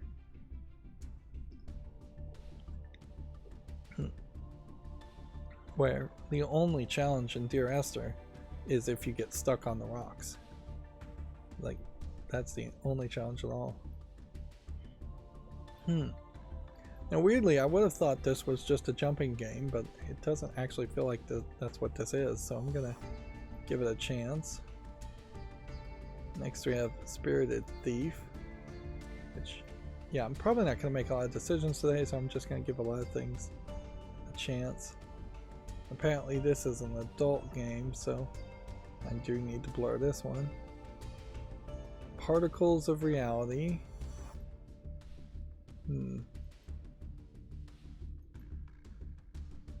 Alright, there's like one 2D, more natural brown color palette, Western style characters, and there's one screenshot that seems to show them in bed together, but even at that, there's like a towel over the butt of the lady, so you're actually not seeing any real nudity at all. You're seeing a butt crack of a lady, and that's about it. Otherwise, this just feels like this is a visual novel that maybe is a little too high-minded, and may very well be far too focused on the story it's trying to tell. So far this week, we really haven't seen anything that was 2D and kind of in an anime style in the adult section, and I feel like, particularly in this case, this is a case where it's a game that's being pushed or trying to sell itself by being more mature than it really seems like it is in the screenshots. But the description definitely says there's adult content in here. And that's, I guess, if the game is going to describe itself or sell itself that way, it should be in the adult section. But yeah, there's really not a lot in these screenshots that seem to imply you're actually going to see that much compared to what it's claiming in the description. It's also worth pointing out that this game is way too expensive at $30 and only supports English, so it doesn't really fill the desire as far as seeing just a real adult sex game that is in a 2D style being released this week. This next game, called Juicy Ass, does fill the 2D style, although it still is very much more of a Western natural color palette style. It's not bright, colorful anime characters. Looks like it's a bunch of, random, possibly downloaded from the internet images of ladies showing off their butts in different levels of undress. Although I'd say the color palette and the characters are fairly inconsistent, and from the looks of it, it's just a match to reveal the picture style game for $1.79. It's English only. So yeah, I guess I'm saying more. I'm looking for an adult game from a Japanese developer, and we haven't seen that in about a week, and I'm getting a little worried, but really won't start to be worried a lot until a couple weeks have happened, and even then, all of a sudden one will get through. Here we just have an idle clicker game called Click Click Click. Nothing to say there. Don't think there's anything to say here for this game either. We have another hidden object game from Big Fish Games. What are they charging these days? $8.09 for Haunted Hotel, a past redeemed. Does feel like Big Fish Games varies quite a bit in its prices, and maybe that's just based on how old the games are, because these hidden object games are first sold on their own website. It may be based on how long they are or how well they sell.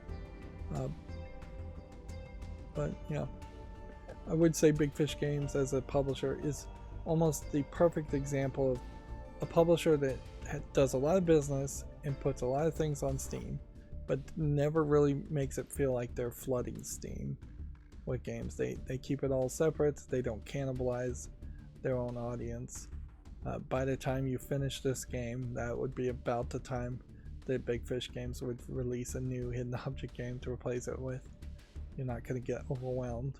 Although, of course, if you just went through their entire catalog and tried to play all those games and pay for all those games, you'd be overwhelmed. I'm not sure $8.99 really is the right price for a hidden object game anyways, and I've seen them more expensive at $13.99.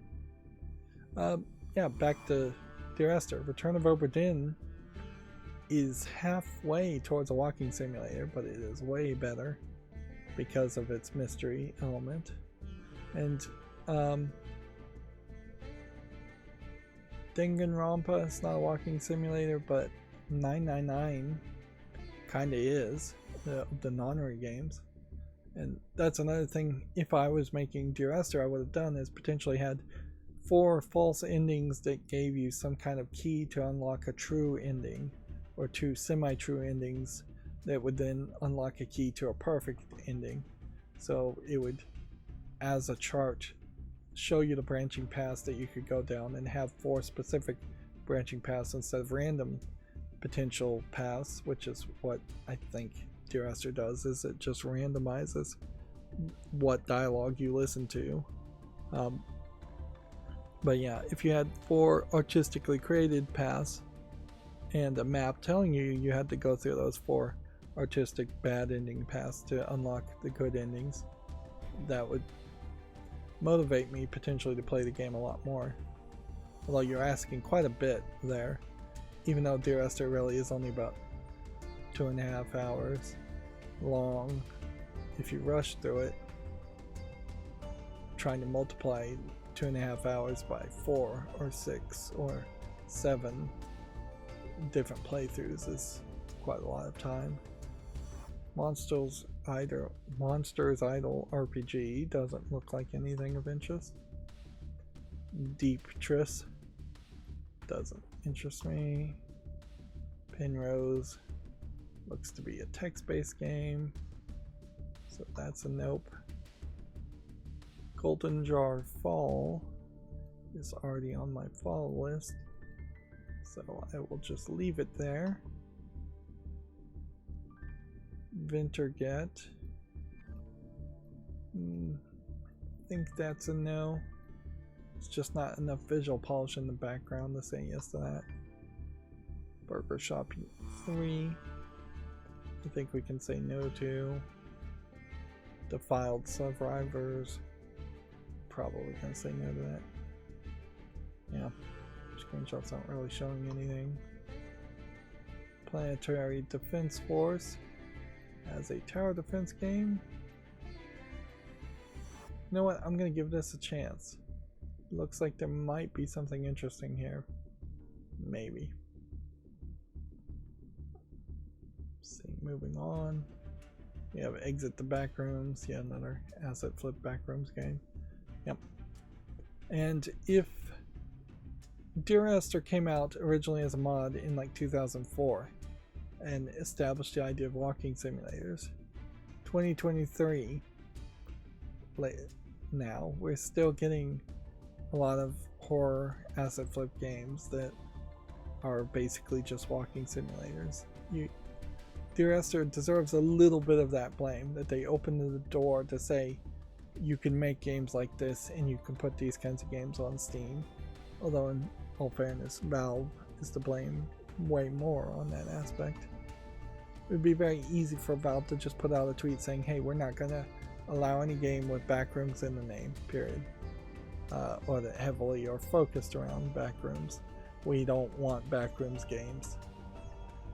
But we have enough backrooms games.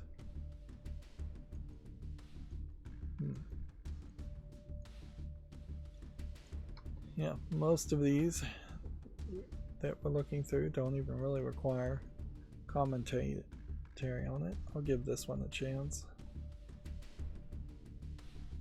Sunrise.exe looks like it's a bunch of random nonsense. At least when you see random nonsense visuals like this, it feels like this is some crazy person made this game. They didn't just asset flip something from the Unreal store or the Unity store. Last Chance in Zollywood.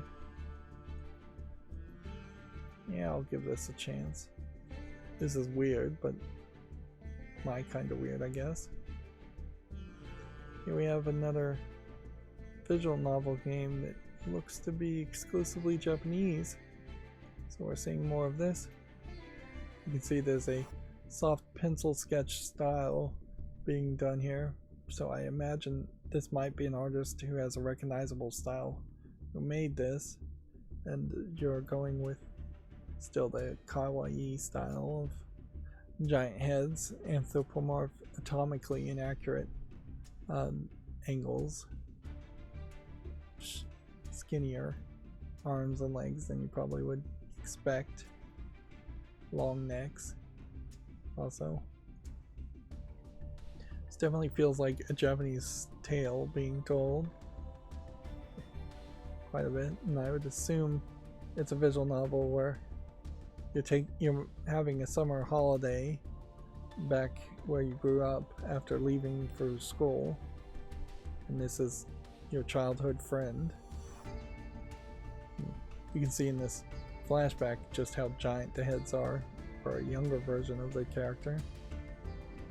And they're oddly tagging it as a hidden object game, which probably really isn't that. But I am always excited to see Japanese only games, because that tells me more Japanese PC gamers are playing. I guess in general I could be excited to see more non-English games from other countries also, just to give me an idea of, are there more games coming out from certain countries for different language speaking audiences. I'll give this Weathery game a chance. I'm not 100% sure what it is, but I don't want to think about it too much. Caster's Trap has too much of a dark screenshot syndrome problem around it, so I'm going to say no to that. Ahoy Family looks like garbage. Jumpa looks like it's probably an asset flip game. World Fit seems to be an exercise game in VR, which, yeah, it's too niche and it visually doesn't look that polished anyways. it's a little disconnected that you would be biking, and biking also controls a flying vehicle, and then you're flying around a recognizable landscape. Let's see. Meat and metal doesn't look like anything. The biking aspect probably implies that you should be in a more artistic, like, fan bicycle with a balloon attached at the beginning, something that would be more steampunk in its design. And that's where you might take a game like that and put some polish on it and catch my attention. If all of a sudden you have this exercise game where you're biking, and as you pedal, your character is also pedaling on a bicycle with a fan blade attached to the back of it and a giant helium or hydrogen balloon above you, and that's why you're flying and floating. Okay, we have another adult game, this one called Hannah Exposure Blooming Flower. It is 2D and it is cartoony color style in one of the screenshots, but then the actual gameplay screenshots is more of a 3D style when you're walking around, and the 2D is more of the visual novel style conversation. The art style itself, though, really feels like this is a Westerner trying to tell and draw like a Japanese person. Seems like you're some kind of maid of a public spa, and so you're walking around the spa, cleaning it, and interacting with the spa members in different forms of swimsuits. Let's see, Hana Exposure, a blooming flower, selling for a fairly high price at $16.99, and it claims it is supporting English and Japanese. But yeah, maybe this is what we're going to get at this point, is that we will just have Japanese makers trying to ape the terrible art styles of Western animators just so the games get approved and allowed on Steam. This game says there are no branching plots, and there's 120 events and 70 CG graphics. So it still kind of feels like Western game to me, though. Of course, next we have Cuckold Life Episode 7 of the Sex Story series, which feels like we got Episode 6 a week ago, so they are just releasing what I assume are somewhere between 5 and 20 minutes worth of content each week at a fairly high price. And yeah, I don't think there's too much I can say about Cuckold Life Episode 7 that I wouldn't have just said about Episode 6. So in an effort to save time and just not really be interested in it, the game is $2.24. It's English only. Don't know if there's really anything else that needs to be said. There definitely felt like there was a level of bundling there, and that we had 3 adult games back to back. Here where you just have a shoot 'em up game of no interest, and a racing game that's not visually polished enough, motorcycle game. We have a pinball game, and I almost would say give it a follow just because I'm a sucker for pinball, but really I think in this case I'm gonna just say no. Octopus Island, as a thumbnail, as a logo, the screenshots all scream extremely low effort. It being in early access is somewhat of a red flag too, so I'm not even gonna bother to put it on the follow list. Running Fruit Drumping is not enough of a game for me to say yes to it. Balloon Chase Journey,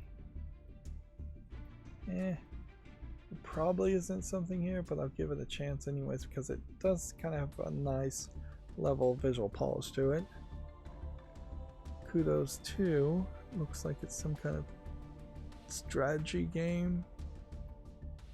I think that's gonna be a no. Mimicries looks like an RPG Maker horror game. And see, inherently, if somebody made a good RPG horror game, I would almost certainly skip it and not give it a chance. And that's exactly what I think I would do here. You know what? We'll do a bit of an experiment and put it on the fall list, but I'm not going to make it clip on it. Yeah. We have a game called Unparalleled, which I assume you're pressing some button to make this ring go up and down or make the wave go up and down to make it fit. But beyond that, this doesn't really look like anything. King of Avalon might be something, might be a mobile game. Oh, that's terrible. Milu Milan looks like it might be an artistic platforming puzzle game, so we'll say yes to that. Party Animals is already mostly negative, so I don't think there's any real reason to say yes to this. I assume this was some early access game that has been abandoned just to poor reception, and yeah, English Chinese game, possibly a cheap Chinese game. Decent amount of people online now playing it though. Those numbers are fairly high. I've heard of No Stress Chess. Seems kind of crazy to play stress chess.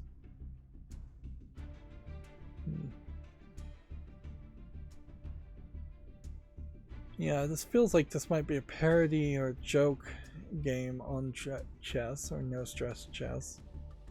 And I'm gonna say no to it just because it doesn't have enough polish as far as a single color background aspect. This Bacillus Torment probably should say no to it, but this one screenshot in this thumbnail saves it, so I'm gonna give it a chance.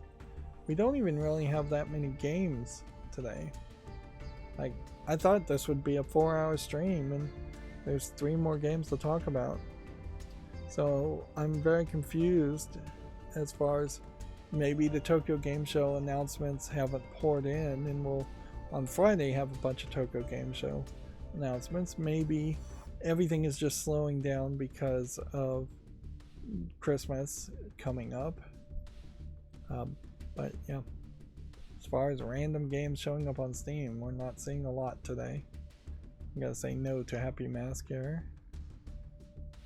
Budget Cuts Ultimate. This is a VR game. And then let's see, Budget Cuts 1. Let's see what the reviews on this were. Budget Cuts 1 was very popular as a VR game, which arguably justifies putting this on the fall list. And I think it does justify then putting Budget Cuts Ultimate, making a short on it. And I guess the other question too is Budget Cuts 2, should that be on the fall list too? Also, yep. So put the whole trilogy on the fall list, even though they're all VR games. And really, as soon as January starts, I really should start to think about getting rid of VR games. Although, if I just kept the Budget Cuts games and a few others, that wouldn't be that big of a deal. And then our last game we have here is called Tiny Man's Revenge, which doesn't look like anything. And yeah, that's going to be it for this stream. As always, I ask you to like, share, subscribe, comment, and watch every second of my videos. If you want to support me further, there's a link down below in the description box. Thank you for watching. Have a good evening.